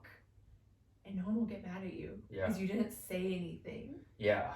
And well, this is good. He keeps talking, and I say that as I'm talking into a microphone for hours a week, waiting to get canceled. I'm already nervous about the things we're saying. But exactly, say less, but we will be saying more. But no. I mean, your philosophy is right. It's like how Tom Cruise just like lives in London now, and you have no idea what he's doing, and you're like, I know he's bad, but whatever. Yeah, like you just see Top Gun and you're like, whoa, Tom Cruise is talking for the first time in a year. I haven't seen him in a while. And he's just like, just like you build up your star power by not talking, and like Sandoval just needs to shut the fuck up. Like, take his lumps. Yeah. Take his lumps for 6 weeks. Maybe people will be convinced. I mean, there are Team Tom people out there right now. The 1% of comments I see where it's like, Tom did nothing wrong. Yeah. A lot of people for the Howie Mandel thing were like, I'm glad he got to tell his side. Yeah, he deserves to tell his side. People were like, I like that Howie Mandel interview. He didn't know anything, so he just let Tom Sandoval talk. It's like, okay, then he could have just made a public statement. Tom Sandoval just should have looked at the camera for 30 minutes and said that. He didn't need Howie Mandel to like derail it. Right. And it's like, the thing is like he basically threw away his chance to be vindicated by the way that he handled it. Like, there's at the point that you betray someone at that level and for that long, you don't get to say why. No. Like, it's just over for you. Yes. You have to shut up. Yeah, like, it's just, I'm sorry, I'll do better. Like, if you stopped yourself from having that affair and you were like, this is what's going on, like, our relationship is really a struggle, like, we are struggling, like, whatever, and, like, that's why we broke up, fine, but, like, you stepped outside and basically like gaslit her. Like, he starts out the interview, the first thing he says is that, like, you know, they were basically living separate lives. Like, he went away to Miami for a weekend, she never checked in with him, and like he would come home and she wouldn't even ask him about like where he was or what he was doing. And he basically was like, you know, that's how like out of touch we were, but I guess she just trusted me. And it's like, bitch.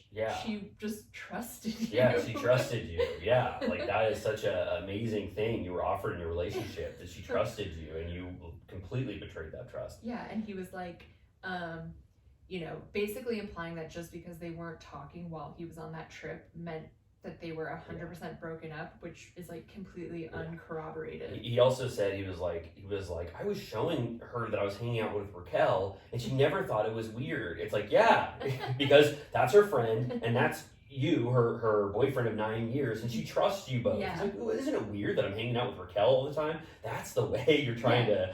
He was basically like, she didn't figure it out, so that's on her. Like, she wasn't suspicious. We didn't talk about this, but it's worth noting, like, you and I think both said this previously, that like Tom Sandoval was so enthralled with Raquel because it's the first person in 10 years who has ever said, you are smart, or you're insightful, or you're a philosopher, or whatever. He literally said those words. It's like, I'm talking to Raquel by the fire pit, and I'm talking about Bono from U2 or whatever in her eyes. He didn't say this, but it's like whatever he was saying, she was like enthralled by. And it's like, yeah, you're enthralling Raquel. Yeah. Like, she not is hard to do. Yeah. He's like, I finally get to mansplain. Yeah, I finally get to just talk for 10 minutes and someone says you're really annoying. I already know this. For the love of God, please shut up.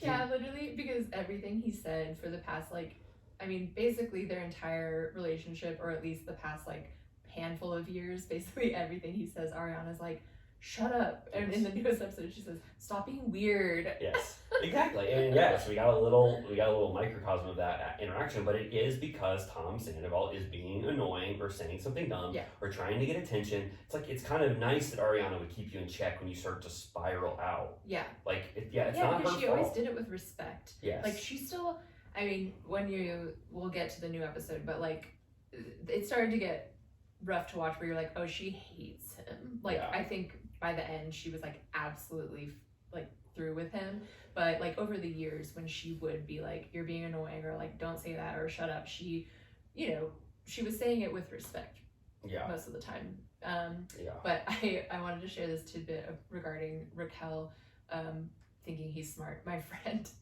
I don't remember, it was like a friend of a friend, or she read it online somewhere, that it was, I don't know if it was an astrologer or some version of that, was their take on Raquel was that this is her first lifetime. Oh, that's so. I was like, okay, what does it mean to say? I was like, that is so cool to think about. It's like if so rude. Wait, but she's just like fresh on Earth and doesn't know how anything works. Wait. Honestly, that is actually the best way to put it. If you're ever very like worried about someone's behavior, you don't understand them at all. I think that's a nice way to put it. This is just your first ride on Earth. You've never done any of this stuff like before. The opposite of an old soul. Yeah. Who said that? It was like an astrologer, or like someone that like. Maybe it was Allie, low key. Oh man, and yeah, she like got that information out there. Well, I love it. Whoever said that is the most interesting way to say that someone is acting very oddly. It's like perfect. Yeah, man, I wonder how many lives I've lived. I feel like I've lived 100. Yeah, I know. I'm like, was there?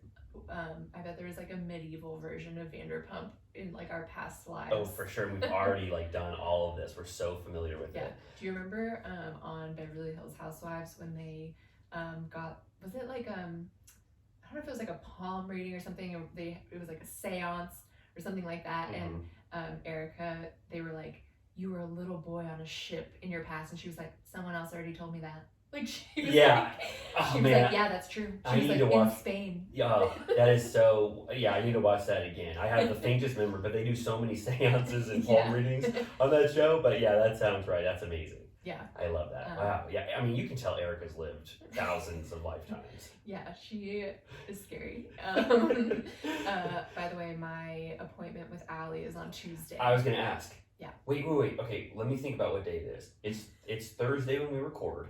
Yeah. Friday, Saturday, Sunday. It's the 13th, so it's in 5 days. That's amazing. Yeah. Okay, so it's perfect time for us to talk about it next week. That is so fun. I'm scared. I would be too. She's gonna be be like, you were a little boy on a ship. She's gonna go, Amy, this is your first lifetime. I hope not. No, of course it's not. I can already tell. You're like maybe 50. I do hope. No, you're 50 lifetimes in. If Raquel's on her first, you're in your like 100th. I mean, yeah, she's literally like a little fetus, like floating around like the earth, just trying to like absorb information. That's why the kiss with like Schwartz like blew her mind. Like she acted like a little firework that exploded. Like she's just so stunned by kissing still and stuff. Like when they went to the portal to another universe at Schwartz and she was like, we really are. Yeah. Okay. Well, anything else to say about Howie Mandel and his horrific interviewing? I don't think so. I hope that never happens again. He's like in hot water now. Like he's like, why is everybody mad at me? He's loving it though. I feel convinced that he is an all press is good press type of evil spirit where it's like he loves this. Yeah, I'm curious. I mean, I'm not actually curious, but I wonder what the show is usually like. Like, who's he usually talking to, and like, does he usually have more to say? Like, I think now, like, how embarrassing it was. I think there are elements of that show that he manufactures to make it look like it's a shitty setup. Mm-hmm. So there was a time where he was giving this ad reading for this like disgusting energy drink, yeah. and it was purposefully making the energy drink in the back look like it was shaking or whatever. He was like, "Oh, stop doing that! Come on, we like to keep our pictures right side up or whatever." And it was like he was making a mock, like he knew that the show was like running on a shoestring budget. That was like also so embarrassing, so horrible. Was he Bobby's World? Yes, Bobby's World and Little Monsters. Oh, me too. Me too. But now I can never watch it again. I was just gonna load it up tonight and watch Bobby's World. I can't watch it anymore. Never mind. Life with Louie only. Yes. Oh yeah. Did you ever see Little Monsters? Fred Savage and then Howie Mandel plays a full blown demon from hell. Oh. And I think I'm thinking of. I think I'm mixing up with what's the one with like the eyeballs. Like Real Monsters. Yeah. Little Monsters is live action, and Howie Mandel. Let's post a photo on Turtle Time. Oh, and I was also gonna say, we should give Howie Mandel a term that we think is our jackhole. Like, what's a bad turtle? Like or like a something tortoise. Yeah. Or like a untoward, or no, like I don't know. Maybe we'll think about it.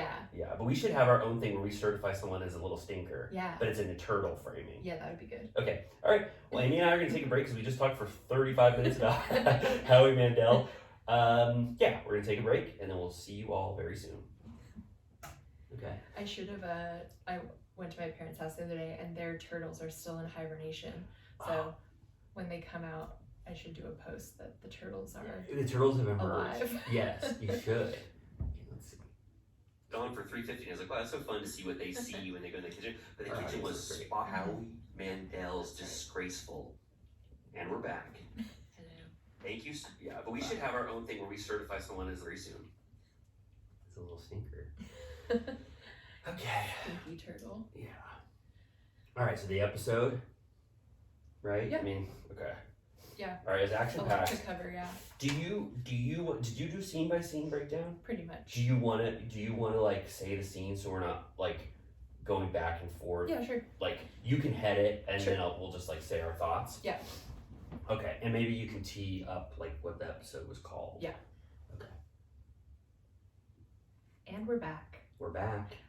So let's get into this newest episode. It is season 10, episode 10. It's all happening again. I love the title. Yeah, clever. I couldn't believe it. They've had some bad titles. We already talked about it. Forbidden Fruit was bad. Galaxy Gaslighting, so bad. Yeah. It's all happening, ...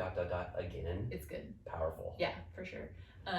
So we'll get right into it. The first scene back, the forbidden fruit is mentioned.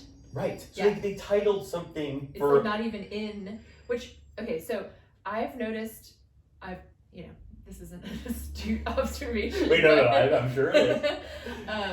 This like whole Mexico era and like maybe even before, the episodes are just like one big like glob. Yes. Like it's like a never ending like film, and they're all kind of just like, it's like coming up next week, and it's just like everything's been a continuation for like it feels like 3 weeks in a row. Yes.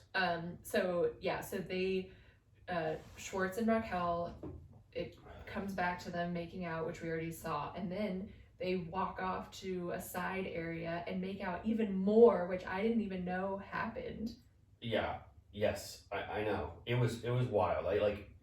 Because we've talked about this kiss for so long, and now nobody even like cares about this kiss really in the grand scheme of things. But it was just like, still it was shocking to see them do a full blown make out. We found out that everyone was cheering. We started to hear the cheers. Yeah. And then they have to go somewhere else because everyone's cheering. Brock is cheering them on. I paused. I did a little screen pause or whatever, and Brock is standing in the pool, like almost like the closest one to them, and he was like leading the cheers for Raquel and Tom to kiss. Yeah, and then Raquel calls Schwartz a little kissing bandit. Oh my gosh. She said, this is forbidden fruit.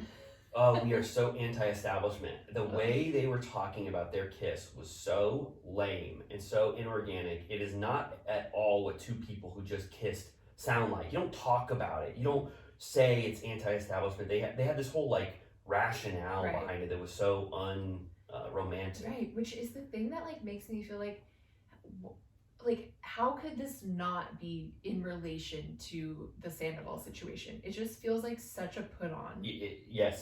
This led more credence to the theory that Sandoval was really pushing this. And in the Howie Mandel interview, Sandoval said, Raquel is so amazing, Schwartz. Why don't you like her? Like, I think she's so great. Wouldn't you want to make out with Raquel? And Schwartz was like, no, I don't find Raquel attractive. So there was a little bit of pushing there that even Sandoval acknowledges. Yeah. So then the boring group go back up to Lala's room, and she gets a call from Scheana telling her about the forbidden fruit. Lala's pissed. James starts pointing to his eyeball, going, who saw? Scheana says, okay, so this is already like kind of interesting. Scheana calls Lala and tells Lala, when she knows she's in a room potentially with Katie and Christina Kelly, that she heard that Schwartz and Raquel kissed. And did Lala hear anything? She's right next to Brock, who just saw it, and everyone saw it there. So Scheana has full proof that it happened and knows it happened, but she just tells Lala, just to spite Katie and get it in the room. Either that's a producer call to make the connection there, or Scheana was just like, this is going to be so great to throw a bomb in that room. For sure. And then Brock is like, he's like, yeah, it happened. Like, how'd you miss it? How did you miss it? And he's like, he's just trying to be happy. Yeah. It's like, all right, we see where you stand, Brock. Yeah, for real. And then James says something about them finally, they're gonna bump PPs. And Lala calls Raquel a disgusting swamp creature. Yeah. She's like fired up. Yeah, I mean, and this is now like where I'm just fully on their side in that room. My allegiance, there's no more I can see both sides. I am fully on Katie and James's side. This was bad. I am in that room with them for the rest of the episode. I can't believe, especially how lame that kiss was. Was that all worth it, like Katie said? Yeah. No. Were you still on board when James went into the details about how Schwartz wants to like suck and fuck Raquel? I'm glad. I was like, why is he saying it? Why is he being so descriptive right now? He was like, of course Schwartz has the hots for Raquel. He wants to fuck her and suck her and fuck her in the ass. I was like, what the hell are you doing? Like, deep in the ass, up the pussy, and in the mouth, whatever. Yeah. And Alex like, Jesus fucking Christ. She goes, you are disgusting. Why did he have to put it like that? Why did he say it like that? He was like amped up to the 10th degree. He just like can't not go too far, like every time. Yeah, I mean, Alex is, you guys are disgusting, and it was only Lala and James talking at that point. I was like, does she just mean like everyone? Yeah, she's like, you guys live in this like disgusting universe. I want no part of it. Yeah. And then like jump scare, we flash right to Sandoval being like, Raquel. In a face I've never seen him have, in a mood and demeanor I've never seen him have, which is so shocking in light of Sandoval that now I see him completely differently, which makes sense, but also I feel like Sandoval is acting differently. He's acting really weird. Right, yeah, like my first thing was like, oh, I guess we haven't seen him like fucked up in a long time. Yeah. Like they haven't really been like partying in the same way. Yeah. And then part of me was like, are there drugs involved? But then it's like, did they smuggle drugs to Mexico? You're that exact train of thought I'm thinking. They got Molly or something smuggled into Mexico, or found a connection or something, because it's such a Molly vibe in there. They're like all like holding their heads, they're sweating. Sandoval is like manically smiling, touching everyone. There's the galaxy lights. Yeah. There's taking off your clothes, all indicators of a Molly vibe. Yeah. And so I'm almost positive that there was some kind of drugs, because the way Sandoval was acting was not drunken Sandoval. We've seen him drunk 1,000 times. He was weird. Yeah, he was in pest mode. Yeah, he was. Raquel, I heard you made out with Schwartz. Raquel. Ariana was like, please, for the love of God, I'm on Molly and you're creeping me out right now. She seemed exhausted. Like she seemed that like part of like the end of the night where you're like, I can't like do anything else. Like I'm just so tired. Yes.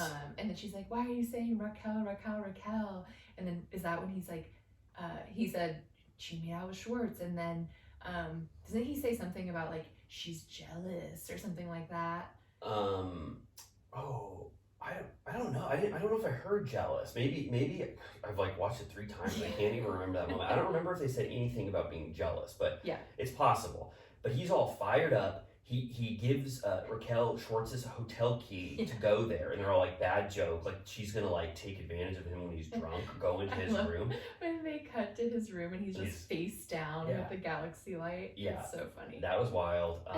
Yeah, full blown, in my opinion, Molly vibes there. And he like, if you look closely, I only saw this based off of like TikTok comments. I didn't notice myself because it's not totally in frame. Yeah. But it would appear that Sandoval like spanks Raquel's ass. Well, it has every indication that he smacked her right on the ass, because you see his hand go and then you see her startled jump up like someone patted you on the ass. Yeah. Which I'm like, I guess I mean, now we know obviously that that's super suspicious, but it's like, I would do that to a friend if I was fucked up, but whatever. It's I didn't put too much stock in that. But also though, at this point, they had made out or whatever. Like, so I don't know. Totally weird. And then I was surprised that Ariana had the energy to go skinny dipping after that. Yeah, it felt like an afterthought, and I've seen it. I watched that scene so much, and like that skinny dipping like had no impact on me for some reason. I don't know. It's pretty low energy. Yeah, I'm just like floating around. Yeah, she just sort of walks in naked, and then there's not much activity. Yeah. You see Tom Sandoval, and he's doing those like Elvis moves, whatever song they're listening to. He was so lit, like whatever he was on, I want some. And then I think I think on the same scene they transition to what Katie and Christina are doing. They keep doing them dirty. I mean, they're doing themselves dirty in that if you put a camera on them, that's what they're doing. They're sitting, staring at a wall. Yes. They just never do anything fun, ever. But I also thought this more to me, which might not have been the intention, but more highlighted, like,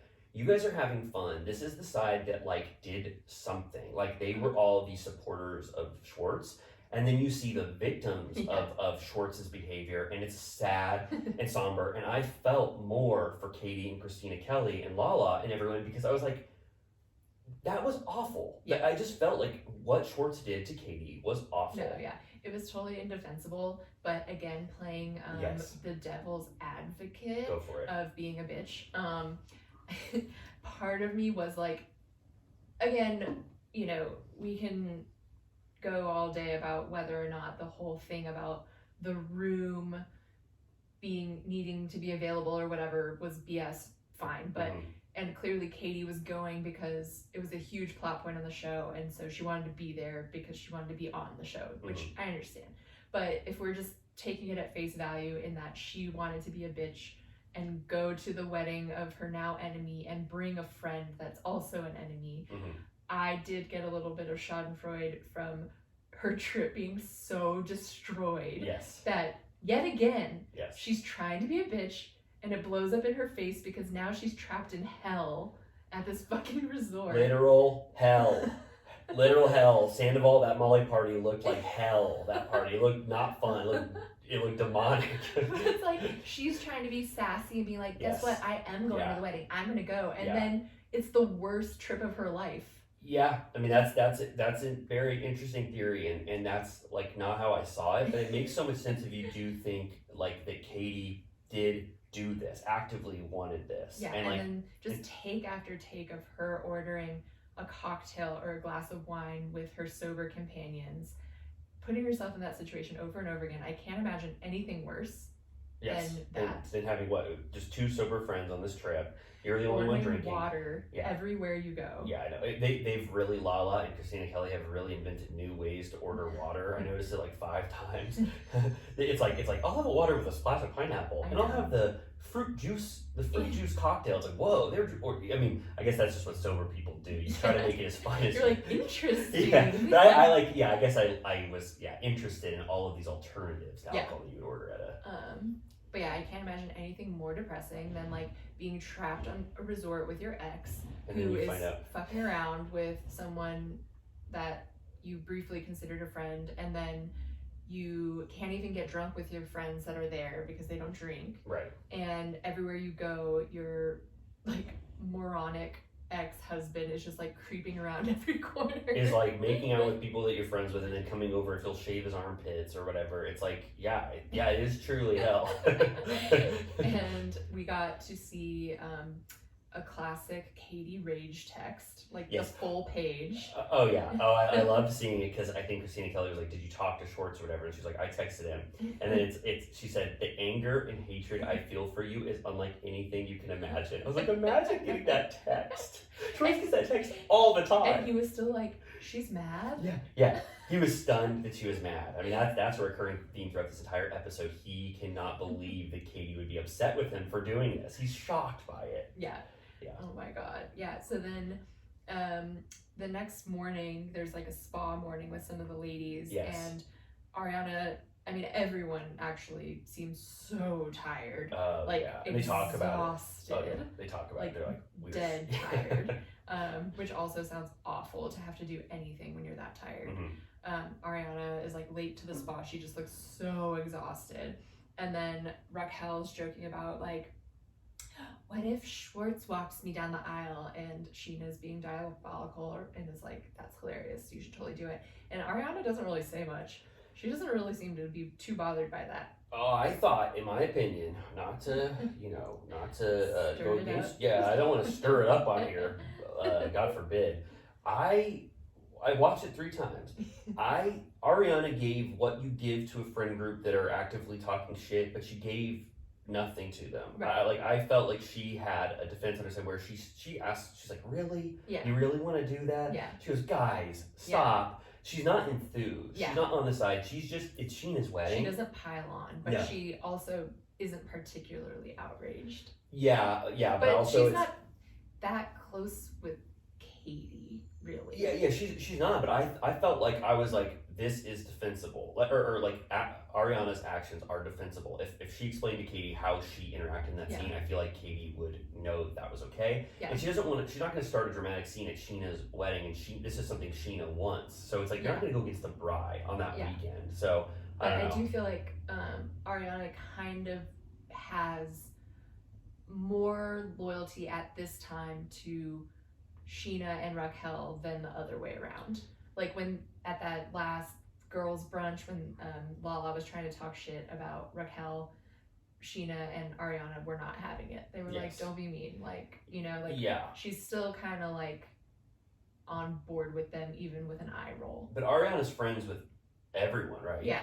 But she had like a rocky relationship with Lala, but I think they're on good terms now. Yeah. It's like, so I don't know. Yeah, it's just interesting that she's like opening a business with Katie when it feels like they have kind of the least, at least on camera, from what you can tell, they don't seem to be super simpatico. Yes. They're kind of just like in each other's worlds, and they both want to have a business, and I think they're like, why wouldn't we just do it? And like it makes sense, but they're not like BFFs. Yeah. Did you hear, this is just a aside, but did you hear that the Nancy Meyers like production designer is designing? I heard that. Okay. Do you think it's true? I don't even like know what that means. I'm like, whoever like designs the kitchen. Yeah. It just seems like a gimmick to me. Again, I'm in a bitchy mood today. Okay, all right. Well, I mean, you can, be bitchy about it if you want. Like, again, like I love sandwiches. I really do. And I love wine. It sounds like they're gonna have wine. I just still am a little confused on the concept itself because we walked by and it's so small that I don't think you're really gonna have time to like get a bottle of wine. Like, what's the idea? Like, are you gonna like sit at like a little like 2-top table for like more than 30 minutes with a sandwich and wine? You know, like Meryl Streep in It's Complicated. Yes. Have you seen It's Complicated? You know how she has that little like she delivers to like a bakery or something, doesn't she? In that movie, she owns her own bakery. Yeah. I think they just want that, a very small version of that, but instead of baked goods, they serve little delectable sandwiches. I'm more curious about, I feel like it's like they're going for the aesthetic first. I'm more curious, I'm like, who's making the sandwiches? Yeah. Like, we already said, don't let Lisa back there in the kitchen. Do not.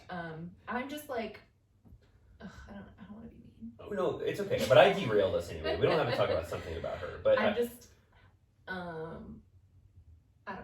Yeah. No, it's fine. I mean, it's.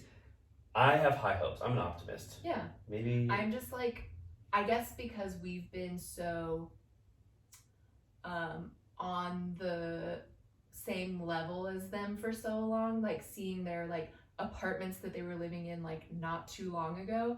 In my opinion, the Nancy Meyers aesthetic is extremely aspirational, which I think they would agree with. Yes. And I want like some rich bitch that looks like Gwyneth Paltrow to own a place like that, where I feel like I'm like the only way that I get to enter this world is through going to her business.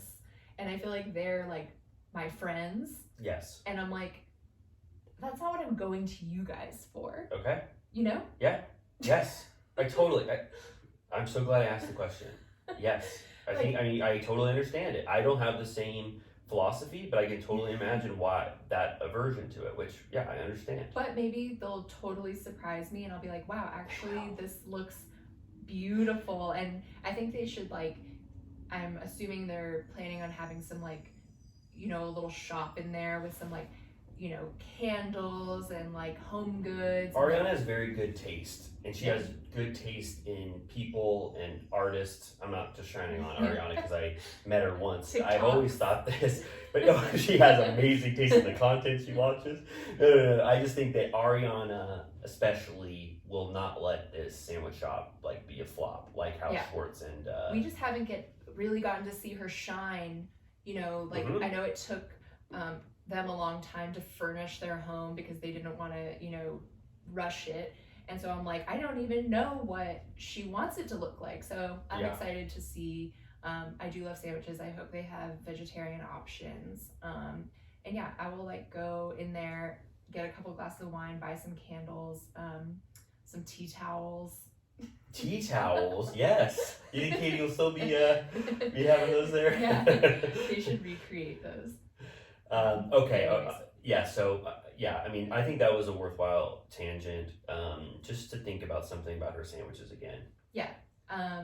You know, again, I'm in a bitch mood right now, and I didn't know that. You didn't tell me. I'm tired. I woke up at like my cat barfed at like 5 a.m. and then I like couldn't fall back asleep. I'm so sorry. I didn't know that. Amy, I'm so sorry. We're recording a blockbuster episode. What I'm saying is, I hope that they surprise me. Okay. Well, yeah, I'm glad you put that caveat in there in case Ariana or Katie listen. I love you. Don't be mad at me. Don't be mad at me. So I'll segue into this scene, the most powerful scene by far for me, almost the stunner of the season for me, was when Schwartz walked up to James and Allie after the Raquel kiss. I was floored by this scene. I think two scenes in particular that I can remember have been as impactful to me. The Schwartz and Katie divorce scene from last week, and then this scene I was like on the edge of my goddamn seat. Yeah. Schwartz walks up to James and Allie, and he's bumbling and befuddled like he always is. Yeah. He was like, oh God, I'm sweating. Sorry, there's so much stuff on me. He goes, hey, guys, can I come sit with you? Nobody will hang out with me. And he says it twice. He goes, nobody will hang out with me. Which I'm like, honestly, you're starting out immediately from a place of sympathy. They have to feel bad for you. Yeah. You say that twice, and you're like, oh, okay, Schwartz, you get to come over. So I was like, that's the first like charm move he pulled. Then he goes, oh man, I don't know what happened last night. First of all, James is being nice to him at first. Yeah. I was like kind of stunned. He held it together, and then also James looked amazing.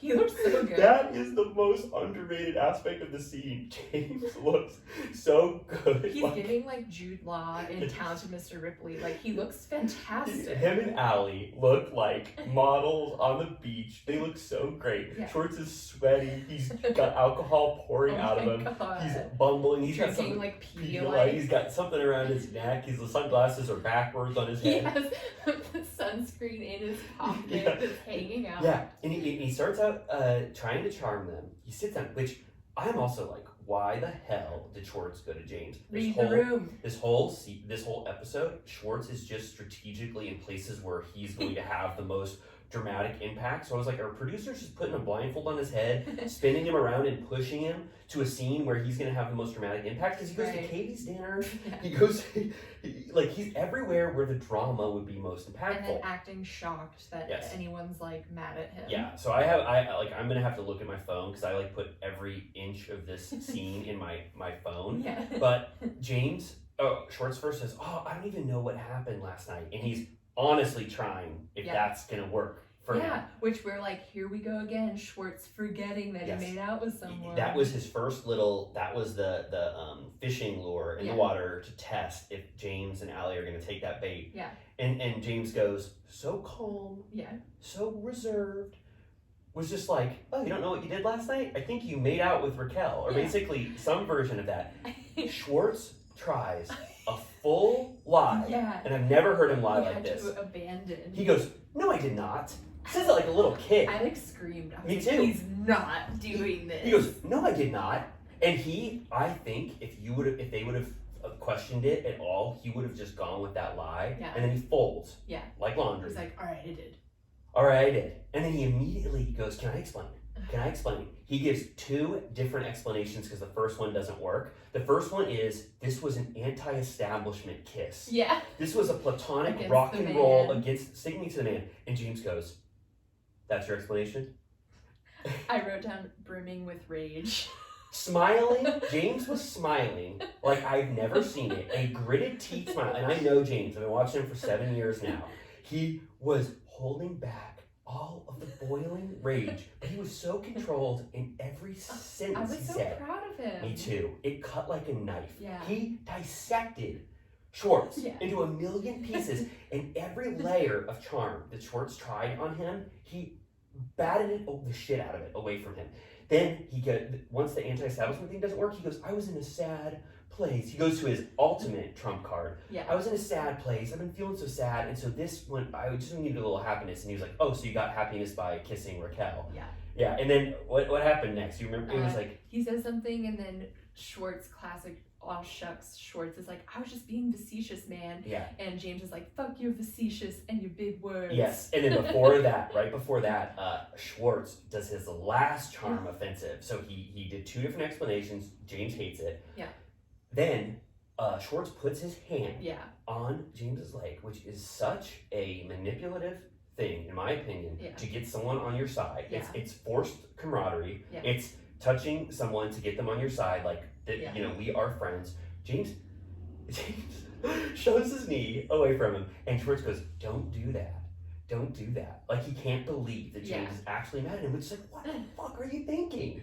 Yeah. It was insane. Then Schwartz is cornered. And he goes, Allie, you can back me up, right? It doesn't mean anything. It didn't mean anything. I was just trying to stick it to the man or whatever. And James says, don't ask my girlfriend to back you up. Yeah.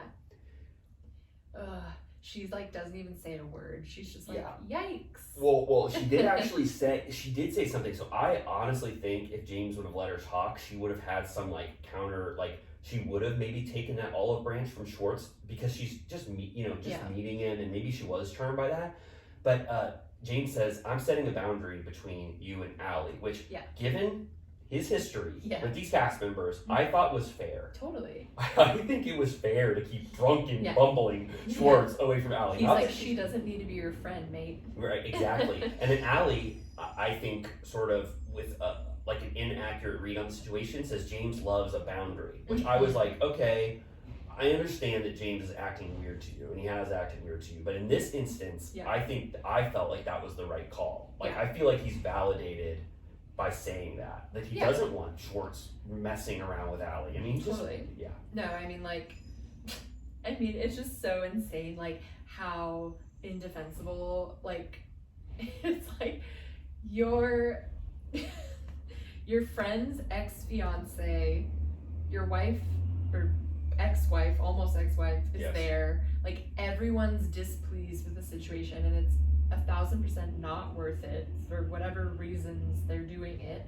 Is like, and you can't believe that everyone is so mad. And it's like, we've been talking, this is episode 10. Yes. We've been talking for like 10 episodes about how bad people think it would be if you did that very thing. Yes. And Katie, they give her the perfect flashbacks. They're like, I sat them down with tears in my eyes and told them exactly that this would hurt me, and they did this. Yeah. Insane. Even Katie's mom, said it with tears. Yes. And then James, just to end the scene, which I thought was so powerful, I would send that to anybody to just be like, watch Vanderpump Rules. They wouldn't have any of the context, but it was just so powerful how James acted, how unexpectedly he acted towards Schwartz. To see Schwartz's charm fall, it's only happened a few times where Schwartz can't charm his way out of it. That was one of them where he just looks so bad. Yeah. And then James goes at the end of it, he's like, what you're not doing right now is patting me on the leg and asking my current girlfriend right now to back you up. Yeah. Just so succinct, so amazing. And then it's Schwartz just I don't know, they just cut the scene after that facetious joke. He was James said something about I'm not gonna do what James always does. Yes. And I was like, oh my god, you're so solid right now. And then they cut to his confessional and he goes, Schwartz is a pussy. Oh yeah. I was like, okay, good. Yeah. He's still with us. Yes, he was. Yeah, that was man, if I was ever making the case for James being my favorite cast member, it would be just that whole scene with that confessional. It was gold. Yeah, no, it was really good. I was really surprised that he held it together. And I was I feel maybe Schwartz is one of the people that he could maintain that composure with. If it was someone more fiery, I don't think he would have been able to do that, but oh man. Yeah, exactly that. It was honestly James was more powerful restrained. I was there was a lot of power in him not going off and screaming. His advice that Sandoval gave him sometimes. The most powerful thing you can do is nothing. With your power, Oh my god, he dismissed that, but really, that was the key. Oh my god, Sandoval has lived for 1,000 lives. His 1,000 lives versus her 1 life is twin flames. Oh, it's perfect. It's you get the accumulated knowledge from your partner. He's did you see that movie with Tilda Swinton and Idris Elba where he plays? No, I saw the trailer and I said, not for me. Sandoval is a genie from millennia. Yeah, was that a good movie? I never thought I wanted to see it. I saw it when it was 115 degrees in LA and our power went out and it was playing at the little corner theater and I was I want to go sit in air conditioning and it was perfectly fine. I enjoyed myself. It was interesting. Okay. Yeah, it looked too funny for me. George Miller. Yeah, it was too funny for me. I'm I like George Miller when he's crashing cars. Yeah. No, I enjoyed myself, but I wouldn't probably watch it again. But anyways. Oh, that's the mark to me of a bad movie. If you'd never watch it again. It's just why would I watch it again? And that's the George Miller Minute with Amy and Riley. Okay, you transition to this scene because this is my most hated scene of the week. Oh my god, I loved it. Really? Villa Rosa. Okay, all right. Go for it. Set it up. First of all, of course, I love to see Villa Rosa in the mix. We've been there now. We sit in their shed. We record a bonus episode every week at Villa Rosa. So if you want to become a Villa Rosa VIP, you can join our Patreon for only $5 a month. Yeah, and now we sort of know the animals that are roaming around. So Amy and I, that was interesting to see with the new, oh, that's Rumpy Pumpy. I knew every animal there. Totally, and not everyone gets to see that there's a moat that goes through the back, and that's actually how we go in from the LA River. We go through the moat down to the shed in the back. I don't want to give too much away, but there's a little hole in the fence, and if you wear a big blanket, it doesn't scratch your back when you walk through it. But anyway, enough about us sneaking into Villa Rosa. We take a little sailboat from Atwater Village on the LA River, and it leads to a tunnel that goes to Villa Rosa. You gotta figure out a quicker way because that takes 2 days to do that. So you like to see? I just was what world are we living in that Greg is pulling into Villa Rosa? It doesn't make any sense. I get that's why you like it. I totally get it, and I would like it if from an absurd point of view.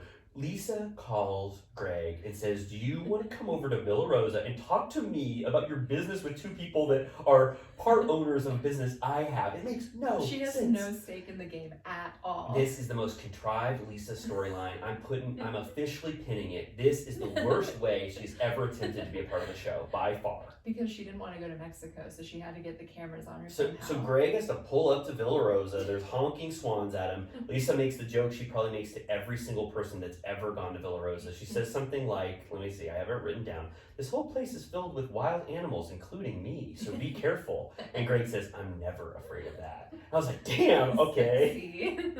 And he just looks so like downtrodden, and like he looks like a normal person, but like compared to like Lisa Vanderpump and in that universe of Villa Rosa, he looks like he's in like black and white. Like, yes, exactly. He's the cartoons in Who's Afraid of Roger Rabbit when they get that stuff that when they're like dumped in the ooze or whatever. Yeah. Well, I thought that was amazing sexual chemistry. I wrote that when he said, "I'm not scared if you want to become a wild animal," yeah. But I want to skip to my least favorite because you just said it. We'll go through this whole scene, but Lisa casting aspersions on Greg's energy, and she gives him that cut where she's like, he doesn't look like he has that energy, and they just show Greg sitting there. He looks completely normal. I mean, you're right. I guess in Villa Rosa he looks drab, but I like Greg. I thought that was really mean. She's like, they're fun guys, or she's like, they're real fun. Like that's what they bring. And they wear colorful shirts. Yeah, and he goes, yeah, they're fun guys, but like I need more than that. And she goes, they cut to her confessional, and she's like, you know, like they bring energy and fun, which I'm clearly seeing that Greg doesn't have. That was a perfect Lisa. I do not have I cannot never do it. Like, but I thought that was so mean to invite Greg to your home for a scene that he doesn't want to do and has no reason to do. And then you say he's energyless because he's a normal guy. That was like, awful. Obviously, he like does want to be there because he didn't need to be there. I'm a total Greg fan. I hope nothing ever comes out bad about him because I'm fully on his side. I want him to have a spinoff show where it's all the Oaks Gourmet and Villateca or whatever he owns. Like, I love Greg, and they're different energies. Oh, let's go scene by scene. It was powerful. He's just saying, like, she goes, let's kick their skinny little asses into opening by the 31st. If I kick their little asses, will you guarantee that they will open on 31st? He's like, what the hell are you talking about? Like, that doesn't affect you. What are you talking about? Like, what will happen if they don't open on the 31st? Like, for you personally. He goes very matter-of-factly. He is so dry and competent versus Lisa's competent too, but they're just polar opposites in every way. He's like, I told them exactly what we needed, and they haven't done one of those things. So no, we're not opening in a month. Yeah, I love it when they first sit down and she says, "Are you ready to open by the 31st?" And he's like, "Oh, definitely not." She goes, What do you mean? What I just said. They haven't done the bar menu. They haven't done the food menu. Yeah. They're out in Cancun right now when we're supposed to open. And then Lisa goes, they're fun guys. Like you said, they're fun guys. He goes, yeah, they're fun. What does that have to do with opening a bar? Yeah, and I love that she immediately... I'm screaming. I'm so sorry. I am screaming. The levels on the screen look like a heart attack. Oh, I am so sorry. I'm just like fired up about that scene. But I love that it immediately... She, cut to a classic Lisa. Actually, I don't know if they cut to it right away. Maybe I'm skipping ahead, but a classic Lisa FaceTime. Remember, they used to like always get a FaceTime from her every time they go on a trip. It's a little later, but it's a companion. You just say it now. That scene sucked. She's like in her car in the rolls, and it's like, don't be worried, but. Yes. I just talked to her.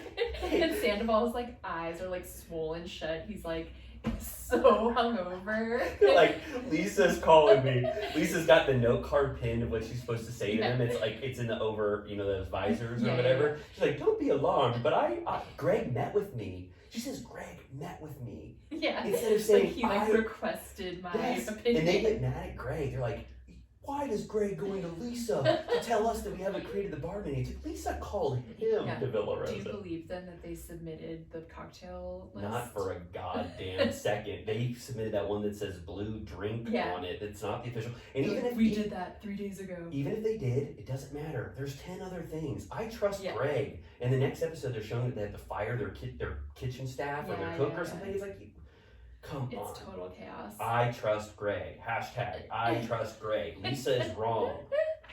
I'm obsessed. And while they're doing that, right before that FaceTime, Schwartz brings in pina coladas to a hungover Sandoval, and he's like, I brought you pina coladas. Have you had one?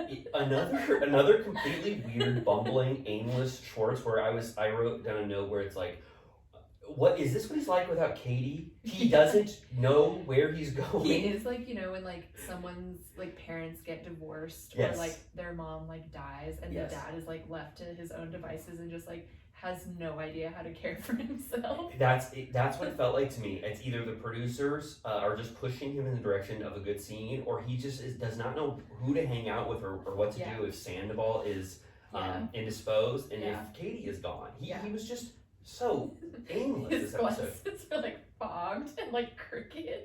Oh my god. He's wearing like flip-flops. It's just Schwartz has insane. never ever seemed worse to me. I'm like in a new Schwartz era where I'm like, whoa, was I just wrong? Like just like Sandoval, was I wrong this whole time? The varnish has been like wiped off. Yeah. Oh yeah. And you're that's exactly where we are. Is that he's bumbling? He asks, what's his name? Sandoval can barely even greet him. He's so fucked up. And then when they're on the phone with Lisa, she's like, "Has everything been all right?"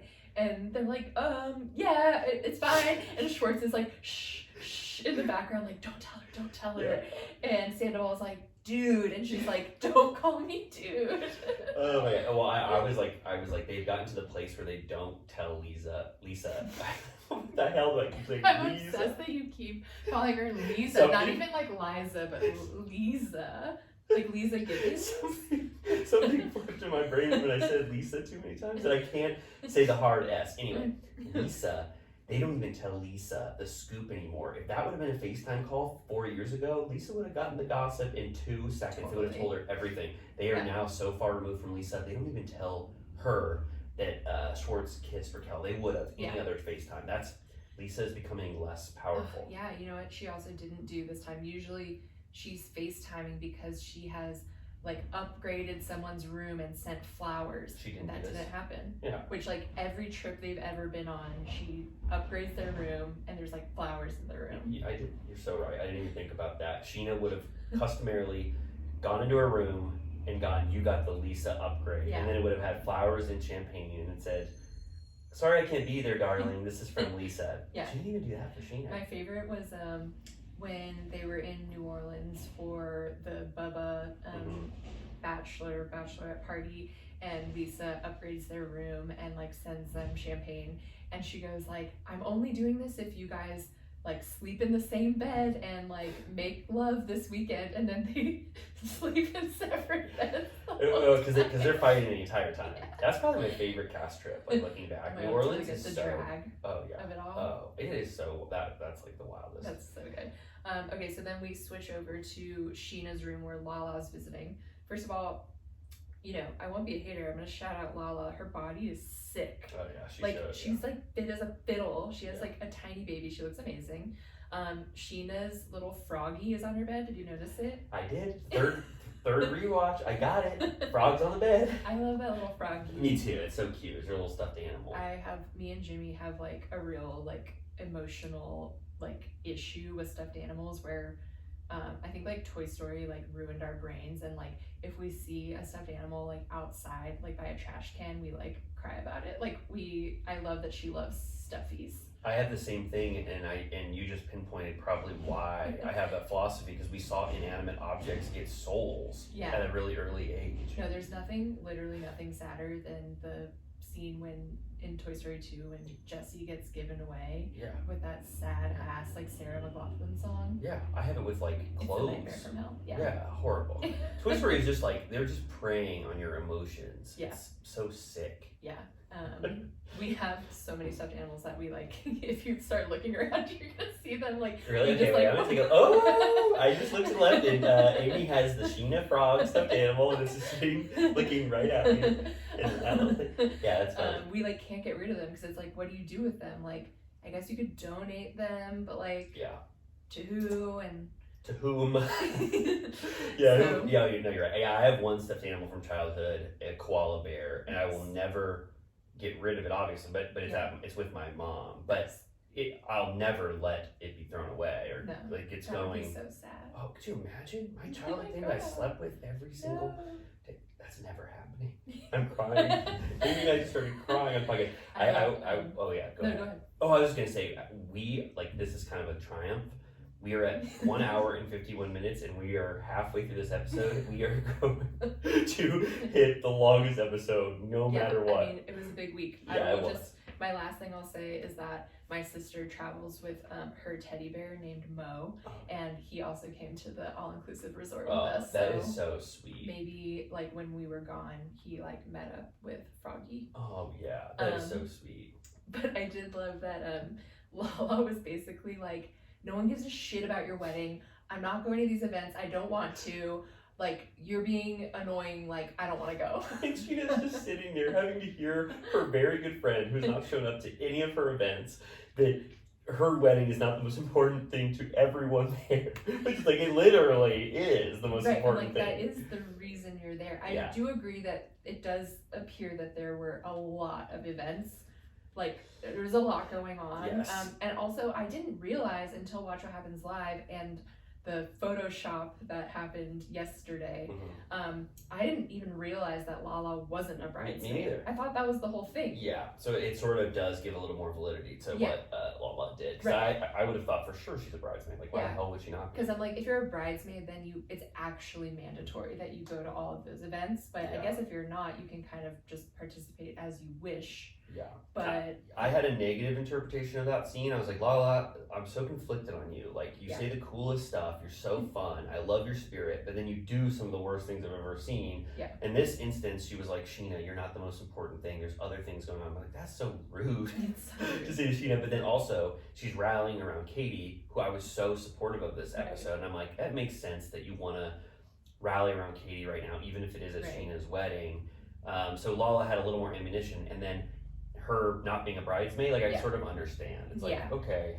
She also said something that in retrospect is like chilling, where she's she reminds me of the women that Randall would run around with, and it makes me uncomfortable. You're right. And Scheana goes, I don't think so. And she goes, you can't tell me otherwise. And I'm like, oh my god, she knew. Couldn't be more spot on. Talk about living multiple lives. Lala has Raquel's number. So two different scenes. She just like has the spotlight on Raquel. You really can't argue with that. No, she said no. It was like that a mic drop. I was like, oh my god. Surprise too. Yeah, it's like and Lala's mom apparently said Raquel has a dark spirit. She Stay away like from a her. Snake. She was like, I want to know more what her mom was thinking and why, because that's such a specific opinion. We'll ask her when Lala comes on. Exactly. No, Lala's mom only. Oh yes. Maybe, yeah. Let's get Lala's mom. Let's fly her in. Yeah. Oh yes. Okay. Yeah, let's do it. Okay, so then we're at the hibachi dinner. Hibachi dinner was a flop. Besides the James and Raquel moments, which were electric. Oh my god, yeah. And the seating chart is insane. It's Tom, Raquel, Tom, Ariana. Yeah, and at this point, Schwartz has already started to completely negate what happened between him and Raquel as platonic. He already called it a platonic kiss at some point. Which James was like, if you say that one more time, it's going to be offensive. Yeah. He goes, have I ever touched you? Have we ever had any chemistry at all? And Raquel's going, well, we've been flirty. And he's like, no. Don't throw it all away. Yeah, and he is throwing it away right in front of James. Just it's over. It's like over at this point. And they show this slow-mo high five, this sad high five. She described it as heartbreaking. Yeah, when you watch the clip, and it's like he treats her like a fan that he high fives. Like how if you went to Schwartz and Sandy's. Yeah.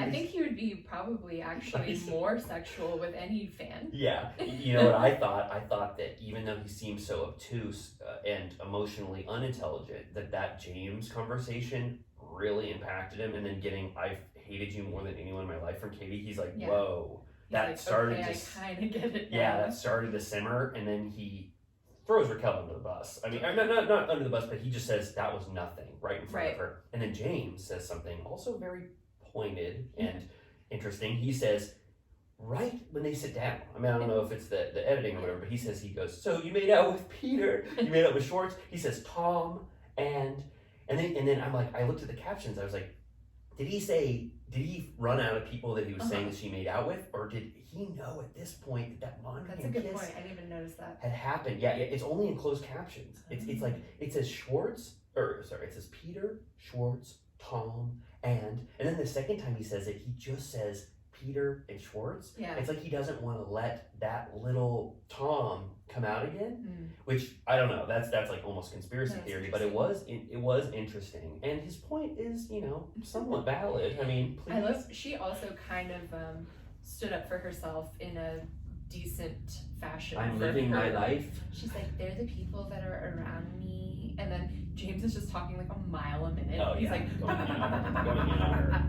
And then is it before or after that they show the little rice chicken, and Raquel's like, it's Lala, she's too chicken to come to dinner. And Sandoval goes, ha ha ha ha ha ha, and Ariana goes, ha ha ha, good job, Raquel. Ha, ha, ha. He made a little joke. Yeah. James is still going in. Raquel says, I was just trying to live a little. These are the people that are around me. And then James says, I think you're a little bit lost. Yeah.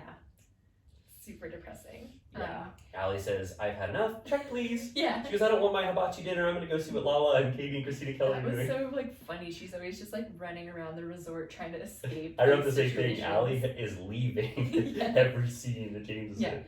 So yeah, then she goes and meets the other girls, and they're sitting in the blaring sun. It looked like a fucking nightmare from hell. I would be like, my eyes would be like watering. I'd be like squinting. Yeah. And then Katie's like, I'll have a champagne, and the other girls are doing their pineapple waters or whatever. And I'm like, again, so depressing. They're going, what do you have in the water category? Yeah. Then Sandoval comes up to the bar. They're like, okay, wait, Sandoval, they're coming out from the hibachi dinner. We got to get out of here. Yeah. And then so they run out of there, and Schwartz goes, Katie. It's like, God damn. And then Lala goes, she's really upset with you right now. And he goes, still? Yeah. He was like, it was just a little thing, and she was like, it is not a little thing. Still, it's 9 hours later, like less than that, and you think she's gonna be over it? That's like, it's just so shocking to me. And then James and Allie end up going to dinner with the girls, which I thought would maybe make it more fun, but it was the most like Bleak Street dinner. Wait, with a cave dinner? Yeah. Oh, I loved it. You did. Well, okay, well, we can disagree it was all like the time. It was like a commiserating dinner. Yes.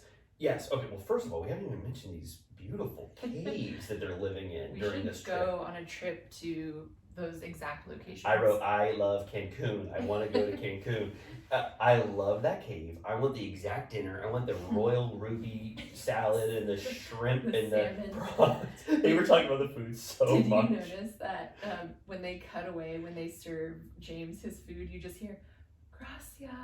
Oh no, I didn't hear that. Wow. Oh my God. Man, how many times do I have to watch this to really get everything? Like the people I were with, we laughed so hard. It's just like, gracias. Yeah, and so we finally get the iconic catchphrase that Katie has been spouting all season, which I love. I will light them on fire! Lala goes, I have chills. Dude goes, me too. He goes, fuck. And he like holds himself like he just is suffering from chills. I was like, oh, I mean, James and Katie were my MVPs by far this episode. I loved it. I love that Katie got to unleash that thing. They're all commiserating. James has abandoned the other side. Yeah. He's like, whatever's going on there with drunken Schwartz, creepy Molly-infused Sandoval, Ariana's just checked out completely. He's like, I want the Katie Lala trip, and I was on their side too. I'm like, I love James and Katie together. I love it. I feel like it was, oh my God, so crazy to think of where they used to stand. Season 7, everyone hated James like he was Katie Satan. got him canceled from the restaurant. Yes. And then when they finally have in season 8, James finally apologizes to her and she's high as a kite at like some pool party. It is one of the most beautiful scenes I've ever seen. Them coming together because James is legitimately apologetic and Katie forgives him, and now they're like this dynamic, fiery. I love it. I love Katie and James together. Yeah, nothing really besides her saying that, and then them both getting chills. Katie also says they are drunk imbeciles. Yeah. And I was like, I love that. Well, I was like, yep. And James was going 100. It was like 100. It was like everything Katie was saying was like, whoo. They were so on. Because they literally I think felt like they escaped like a hellhole together. You know why else I like that cave dinner? The Return of the Dawn. Every time they show that clip, I love that they already upgraded him from Dawn. He goes, honeycomb all over my lips. that honey dripping out. I'm like, whoa! She's like, oh my god. She gets so horny. I love that they keep showing that clip. It's been played 5 times. And then is it James that's like, who's the Dawn? He went from Dawn to the Dawn, and I love that she's continuing to see the Dawn. I love Dawn I was an early Dawn adopter. I love how I'm anti-Dawn. Okay, and then let me just see what else, because that cave dinner to me was very, very powerful. Yeah. Katie says she is so discombobulated from Dawn's dick that it made her, it scrambled her brain how good the dick was from Dawn. It scrambled her brain and she sprayed the entire Airbnb.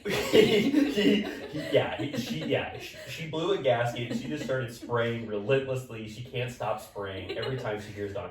I am loving Dawn this season from just that one clip that keeps being shared. And then we get a very boring, the same scene, very boring. Oh, I'm sorry, it's a new scene, but it's just the like Scheana like bridesmaid night, where she is very like thinks it's a really exciting factoid that it turns out they've been married for a year, and I'm like, didn't we know that, or it's not that surprising, right? Like it's I'm just, like that's I don't. Really it was like Ariana going into the pool naked. I was like, that's just a small moment about this action-packed episode I don't even really care about. Like I was like all right, anyways. Yeah, there was some green card talk. It's like, we know.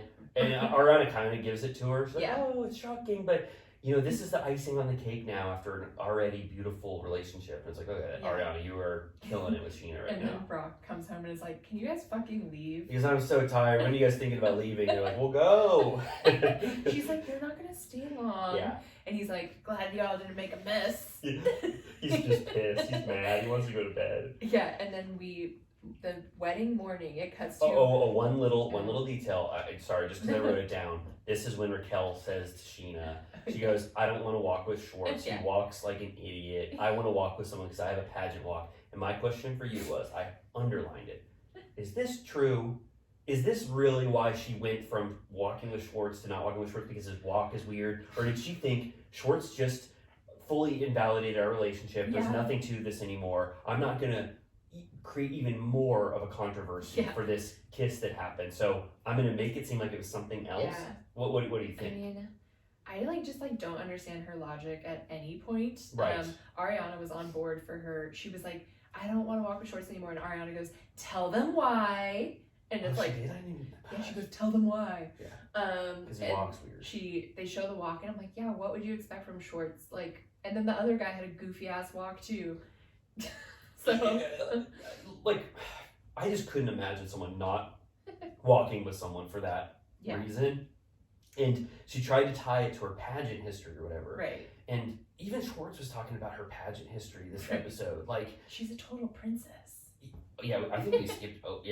There's just too much to talk about this episode. He likened himself to the princess and the frog, and he said he was Prince Charming or whatever. And I was like, I don't even know what you're talking about. Yeah, I was like, that is a horrible analogy. Like, that was someone just fed you that. Like, and I didn't even believe him when he said, honestly, it reinvigorated my spirit after we kissed. I didn't believe him at all. He didn't say it with any passion. Like, I literally think I said out loud when he said that, I don't believe that. Yeah, I didn't believe it at all. And it just everything looks so unflattering in this new light. Like, it lands like a complete thud, all of these statements. Totally.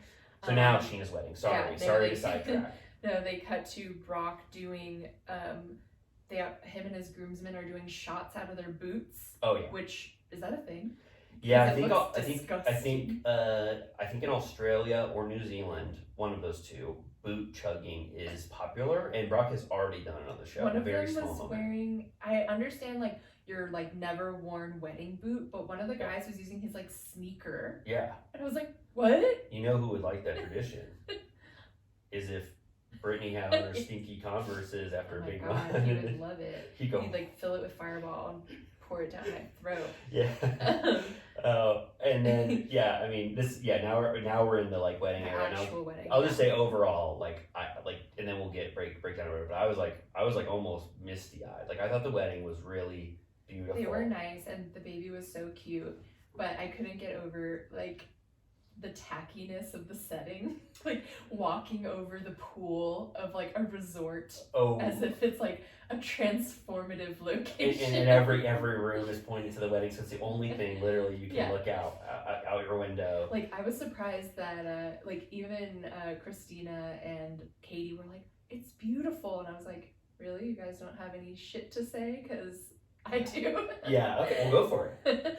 No, just that, like, that's very much not my vibe. And whenever they do the aerial shots of the resort itself, it's just, like, the most, like, bleak, like, example of, like, capitalism. And, like, it's, like, the Yucatan, and then just, like, this, like, dropped into nature monstrosity. If I went, I would probably have a similar thing, but it looks like paradise to me, but you went, so you know. Well, it's just, like, that thing of, like, all those places, like, they feel like they haven't been there very long. They were built very quickly. Right. They're really, really big. Yeah. Like, so they're always kind of empty, because even though there's a lot of people there, they can never fill the space, which, like, you saw multiple times when, like, Katie and Christina would go out to dinner, or when they go to the bar on this night, like, there's nobody in there. No. Like, it's so depressing. It was so funny that, like, Katie and Christina Kelly end up going to the same hibachi restaurant the night after. Exactly. It's like there's only like 5 restaurants, and she's ordering red wine, which I can attest, like, it's like shitty wine. Like, you have to drink the same wine the whole time, because they only carry like one brand. Yeah, well, I was like, why would you order wine at a hibachi restaurant? Right. I was like, that must be the shittiest red wine in the world. Yeah. But the wedding, like, overall, like, but the sentiment and like their actual relationship and vows were very cute, and I was happy for them. They wrote vows, which Scheana and Shay did not write vows the first time, so I thought it was really nice that she was so overcome with emotion. I thought Brock's vows were very good, although, you know, short. He's not, you know, I don't think he had the most poetic things to say, but he delivered it well, and I liked what he said. Yeah. Like, I thought it was very, and then Scheana got some good jokes off in her vows. Yeah. She was like, Brock is my best friend, and I know I use that term a lot. I was like, yeah. Yeah. Katie did point out that she used the same efficient. Her favorite cousin, so I don't find it to be that's not that weird. I don't find it to be that weird. Christina Kelly is now in a Scheana era, because she had that very quick scene where she apologized to Scheana, so she was saying nice things about it. Katie was like, it's just a wedding. All weddings are beautiful. Yeah. Blah, blah. I'm not that impacted by it. I'm only gonna watch this for like 2 minutes. The editors made it look like they had been staring the entire time, but Katie said on her story that she watched it for like 3 minutes. Right. And the only thing she said was beautiful is that Scheana walked out to Somewhere Over the Rainbow. Wow. I always love knowing what's... Was it the Hawaiian version? Ooh. Do you know that one? Ooh, no. We should play it as our outro. I don't want to get, we can't get a copyright infringement or whatever, but maybe 30 seconds. I would love that if we could play that. Yeah, that would be a nice version, because they're in like tropical paradise. But I always love knowing what actual songs they came out to, because the songs that they have to play on the show are so shitty, and everyone's vibing out, and you're like, there's no way anyone has ever vibed out like that to this song. Like, fair use music. Yeah, exactly. But I thought that it was really cute. I was like, I really hope that Brock is who we, you know, has reformed himself as a person, you know? He is. Brock is perfect. Lala has such a good read on people. She knows that Brock is a wonderful man. She wants him to like raise her child, basically. In their commune. I didn't even say that. I met Brock at Emo Nite again. Did I already tell you that? Yeah, we didn't talk about that. Yeah, he had his hair. I mean, not to keep wedging in my story or whatever, but he was so nice to me again. It's just like, you know, he's the nicest guy in the world. Yeah. I loved that Scheana was saying, I forget exactly how she framed it, something about like, I don't even need this wedding. She's like, I would be happy getting married at Sir Alley. And I was like, oh, wait, I want to get married at Sir Alley. I'm like, can they offer that package? Yeah, her wedding, it sounded kind of cool. It was like Sir Alley during Pride. Yeah. Like, yeah, that would be awesome. Yeah. They should do that. It was cool that she had like thought about that, you know? Oh yeah. And then, to just like pile on about how boring of a group Katie and Christina are, she goes, I only have one thing left tonight to wear. You're gonna laugh. And I was like, what? Where is this going? And she's like, it's a white dress. A clown suit. No, that's what Christina Kelly thinks the show is. It's like, have you seen that tweet of like a girl at like a 7-Eleven that has a bag of chips on her head, and the tweet is like, she's crazy, I love her. Yes, that is exactly what it is. She's so crazy, I love her. Girl, you're crazy. Yeah, it's like someone just has one little weird thing, quirky thing about them, and you're like, Not a white dress. Oh my god, you can't. Yeah. Oh my god. My feelings towards Christina Kelly are slightly changed just because she was so ride or die for Katie, and this is when I was on Katie's side. But still, everything we've said about Christina Kelly is still valid. But then Katie actually is like, is that really all you have to wear? Yeah. Like, she's like mad. Yeah, she is mad. Yeah, and I think Christina Kelly made Katie mad by doing this Scheana apology tour thing and not siding with her and being mean with her about this wedding. Totally. Yeah. Okay, and then we go back out to the wedding, and an insane scene. I thought insane. Is this Schwartz and Raquel talking together? Both of them. Yeah. More insane to me was Lala's conversation with James and Allie. Yeah. Where Lala is saying, so when you get married to Allie, you were just talking about how you're going to propose to Allie, which was a private conversation that he had, and it was half a joke. Totally. He was trying to be outrageous. Lala blows up his spot saying that he wants to get married to immediately, which if he hadn't already been saying that to Allie, I'm sure 100 times. She was freaked out. Yeah, but I would have been so mad if my friend told your partner that they had told me that they're going to propose. Yeah. She's like, what are you going to do? Palm Springs? You love Palm Springs. That's like where you get engaged every time, right? It was this forced camaraderie that was also shade. Yeah. And James is like, well, I don't love Palm Springs anymore. Yeah. He was like, in my last relationship, this would be a totally different thing. And he, again, plays it very cool. Like, he's not like, Lala, shut the fuck up. Lala was trying to rile him up, just like she did at his engagement party in season 9, when he still was composed. She wanted to, like, rile him up. Yeah. Like, it was so, everything she said was so bad, and he commented on it all accurately. He was like, why are you saying this? Yeah.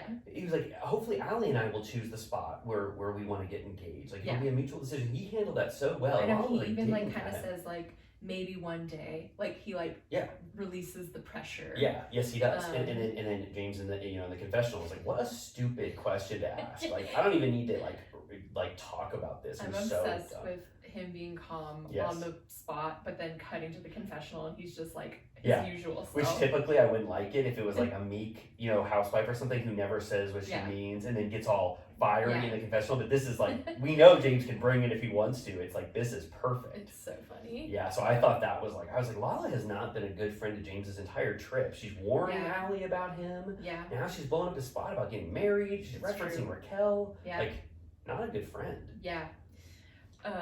So then I think it cuts to Raquel and Schwartz talking, and he's like, I really got in a ton of trouble with Katie. Raquel's like, what did she have to say about it? They're talking about it, and Schwartz describes it as a calamity. Which is like, what a great word. Yeah, that is so great. He really like pulls out the vocab in ways that I'm just like, wow, like walking thesaurus, like that's a great word. He's smart.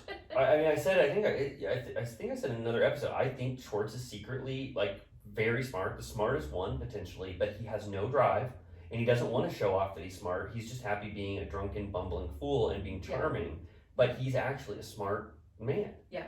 I mean, in my opinion, I mean, I mean, there's a lot going on there, but he's unwell. Again, of course, yes, of course. I'm not giving him any, like, that's not a compliment even. It's like, it's just something, he's just smart, I guess. But he fully continues this playing down of the Raquel and his kiss directly to Raquel. He's like, that was really nothing, just a good kiss. We're just, good friends that kissed once. It was rock and roll that we did that. I was like, ooh. They're so annoying. It's just like, shut up. Yeah, and I was like, this is the end of the Raquel Schwartz era. It all was leading up to this, and it was one episode. It could not have been less worth it for them. Yeah, like, completely deflating. They weren't even romantically attracted to each other at all. It was just such a lame kiss, and the fallout from it is insane. The aftermath so much of it. Work to undo what they did. They go good make out. Schwartz goes good make out, and then he goes, oh, this is awkward, and they like cut out immediately. It was again shocking. Awful. And then we see Brock and Scheana doing their little choreographed dance, which was very funny because when they started dancing, I was like, they should have done the Dirty Dancing dance. And then he does the lift. Yeah, so that's another scene where I was like, what were they actually listening to? Because I love that dance. I thought it was so fun. I was like, this is so cool. By the way, sorry that I keep bringing up my experience at the all-inclusive resort, but when we were there, they had, at like the top of the hour, they had synchronized swimmers come out, and there was like a little bridge that went over the pool that you could like float under. and the dancers would go on the bridge and like jump in, and at one point they did the Dirty Dancing dance and like lifted a woman up, and then they like jumped into the water. So I was like, the Mexican resort is a vibe with Dirty Dancing. It's all connected. That is so cool. I mean, I wish that they didn't have bad food and bad drinks at these places, because it seems like it would be kind of fun if everything was good on the property. Yeah, that's the thing. It's like, yeah, you're not really experiencing the culture of a place. It's like if a you're... gilded cage. Yeah. Yeah. Yes. Wow. Yeah. What a great way to say it. Yeah. Okay. I guess we should just go straight to Schwartz entering like the most pest mode, like sicko mode I've ever seen. A mode that once Katie put a word to it, it's like, oh, that's all I see now. Why is he acting like a pest? How did he even find them? That's what I'm saying. Producers drove him over. They go, hey, Schwartz, are you drunk enough? Get in the back of the bus. I'm taking you to Katie's they're dinner. Like in a little golf cart going to like every Katie restaurant. is shocked. Katie's shocked. She goes, what are you doing here? Are you going to the wedding? He immediately pulls I thought, Tony Soprano move of showing power over her by immediately going, this looks good, and plopping one of her sushis into his mouth and eating it in one bite, and then getting a little smile, like, this is my food. Yeah. And it's one of those instances where you could that could have been charming as a funny way to lighten the mood, like, I'm just going to eat a power of sushi, but in this light, it looked so bad. Like, what the fuck are you doing? But, you know, he would be like, oh, it's all-inclusive. Yeah, I can eat, but this is the hibachi off, isn't this off campus? I think that one was on campus. Okay, well, not that it matters. The cave was off campus. I still thought very defiant. No, very insane. And he immediately like went sideways when she started to be pissed at him, and everything she said was totally valid. Everything about it was valid. Christina, he goes, I don't get what the big deal is. Christina goes, yes, you do. She just told you what it was. He's like, I didn't know people were looking. And Christina Kelly goes, which, great on Christina Kelly. You killed it this episode to me. She goes, yes, you did. You didn't know you were in the middle of a pool, surrounded by all your friends. They're all cheering. You know this is what they wanted. All of his charm offensive just falls flat. He reads him to death. Yeah. Like, it was wild. Yeah, and he gets so pissed off, and she's so mad at him, and he goes, sucks for you. Sucks for you. Sucks for you was his comeback to all of this. And this was, to me, the inverse of the divorce scene, where I was on both of their sides for that divorce scene, and I was okay with how Schwartz was talking, because he didn't want to fight at that moment, and it was bad on both of them. Yeah. This was fully one-sided. Yeah. Schwartz looked so bad. I saw his gaslighting ability. Yeah. I saw him trying to negate Katie's feelings. He's like, sucks that you're holding on to this toxicity and negativity. Landed like a brick. Not good at all. I said Christina Kelly brings it in this scene. Yeah. Schwartz says, sucks for you. He tries to gaslight her. Katie says the most biting thing in the world in an episode filled with Katie killing it. She says, you are a pathetic, drunken loser. No 3 words have ever sounded more right. Yeah. It was like pathetic, drunken, loser. Yeah. And he looked it there. She Yeah. And then Christina Kelly's like, I think you should go. Yes. Like, this is not good. Like, and time to go. he basically just was like, oh shit, he that just sucks. like floats out. Yeah. He was like waving his hands over his head. I don't know what he was doing on his way out. He was on another planet. He was on another planet this episode. He had such a wrong reading on every single interaction. I don't know if he's just so drunk.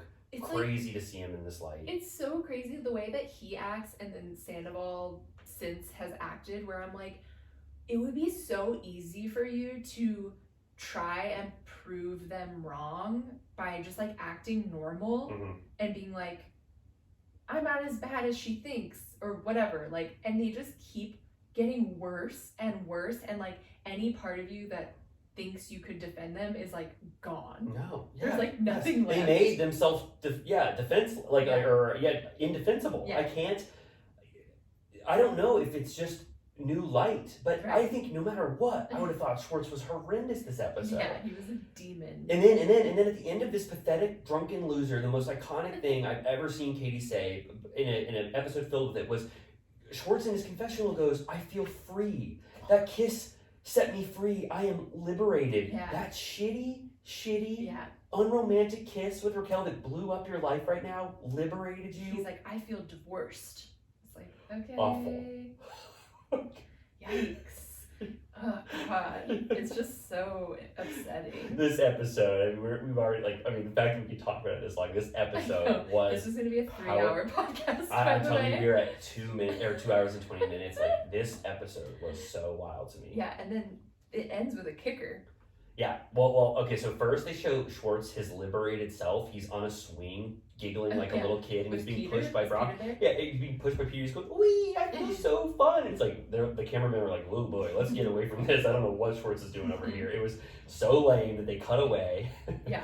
Oh, and then okay, so it's Lala and Raquel scene. If you want to talk about Raquel's like, "Can I talk to you for a minute?" And Lala's actually like, at the beginning, it kind of feels like it's going okay. Yeah, it could have been like okay. Lala's actually being kind of nice to her despite what has occurred on this trip. Like she's kind of giving her the time of day. She's kind of hearing what she has to say about the Vegas trip, even though ultimately she starts to say like, "You didn't think we were on your side," or like, "You thought we were judging you," and it's like, you know you were judging her. And but they cut to clips of her fully judging her in every way. Of course. Yeah. And Raquel's doing like a decent job of expressing herself, like, you know. I mean, it's her first life. Yeah, she's doing what she can. But then it goes sideways. It gets bad real quick because Raquel is like, "You need a hobby." Yes. And then Lala's like activated and she's like, "A hobby, bitch." And Lala starts saying down and she's like, "I think you're dirty." Yeah. Like she starts to like pop off and she says, "I think you have a mental breakdown coming." Yeah.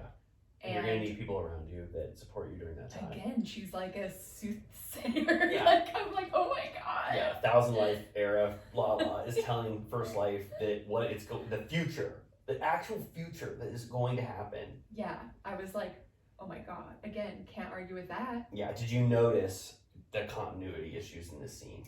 No. So on my fourth watch, like, yeah, you've seen this episode more times. and you still told me things that I missed. They start the conversation at the actual wedding, like the tail end of the wedding, and it's so loud you can barely hear Lala. Oh, and then it immediately cuts, and they're cleaning up around them. Right. So it's like they started the scene at the wedding. At first, I thought it was like they dubbed it because the audio changed completely. Producers were like, "Hey, way too loud, way too loud. Stand by 30 minutes, go in a corner, come back," and then they cut between those two different takes. So yeah, I actually did notice that. I was like, it's just rare that I notice like continuity things, and now I'm like noticing it. So yeah, I didn't put together why that happened, but I was like, whoa, the audio changed.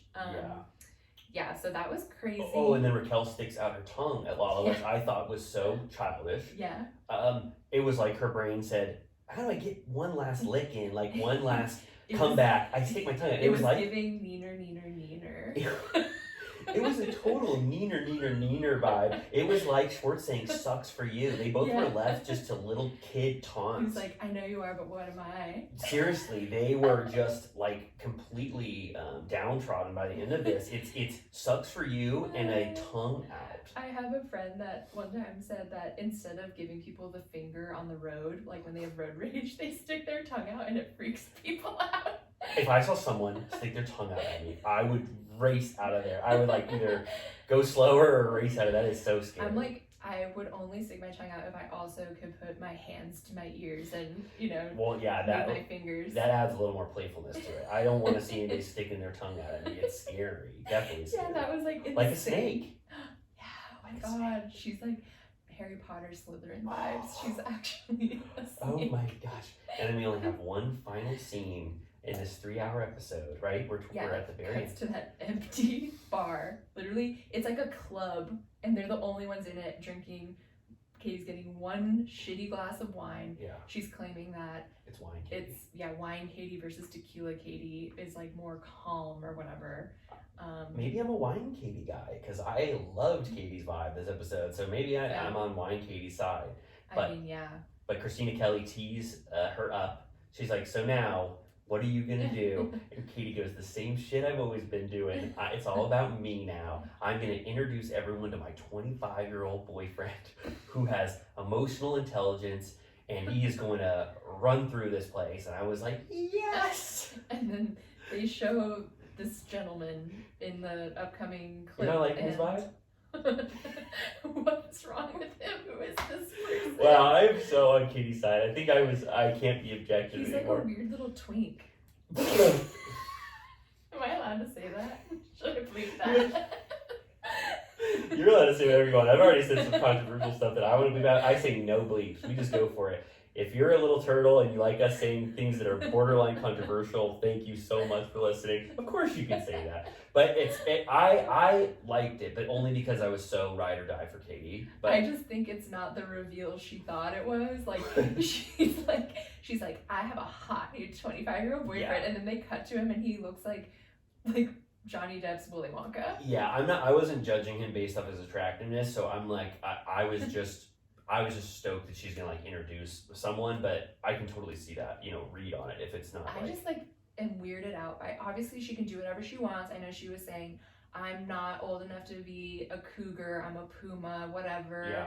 Like, to me, I'm like, I would think it would be way cooler if she dated like a rich older guy that was like hot and like could like treat her well. Dating a 25-year-old to me is not like that cool of a thing to do. Yeah, I mean, I guess it seems like, I don't know, easier, I guess, and yeah, it would be she more. just wants to have fun, whatever. Yeah. But I don't know. I think, but is it like cool when guys like who are 40 get? I mean, it's not cool, but like, no. But it's a status symbol. I would judge it the same way. Yeah. Okay. You're right. I don't know. I didn't think too deeply about it like him being 25, except I was proud of Katie that she was ready to unleash this guy on the world because of how Schwartz treated her, and I was like, yeah, you should. Yeah. He's not doing you any favors here. Yeah, I am excited. I'm getting the impression from the clip that he barely speaks.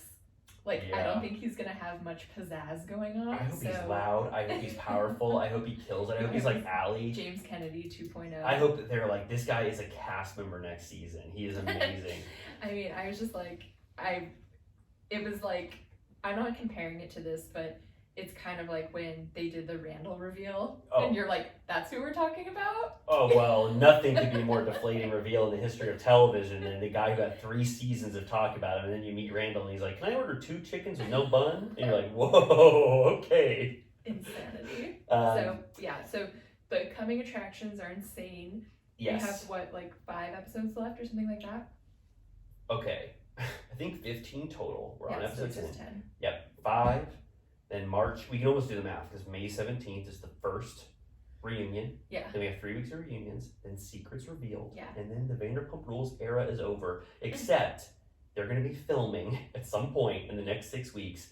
And so a new season begins. Insane. We got to keep our bills paid and our lights on. They better keep filming. Yeah, and we got to figure out what's next on the Bravo docket that's going to be this supercharged after, but at least we have 2 months of content. Yeah.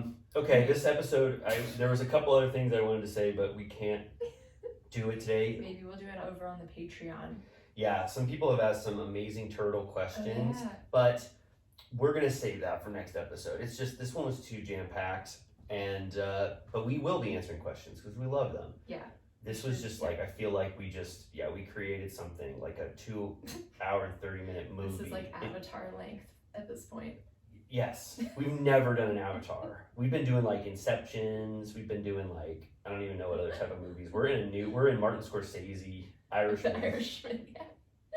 Okay, anyway, also Amy and I are recording a Patreon episode today, so that's why we have to sign off. I'm gonna be like brain dead by the time. Sorry to the patrons. Like, I'm gonna be like, what? You can't. Who's Scheana? Yeah. You're like Howie Mandel. You're like, you don't remember these people. I'm actually excited for our loose zapped energy because I think it'll be fun no matter what. We're gonna drink some Modelo's. Yeah. But we love you guys so much. For the main feed people, you're not getting the full experience, but we love you so much because we just gave you 2 hours and 30 minutes. Who does that for you? Nobody. We love you. Okay, little turtles. Good night. Bye.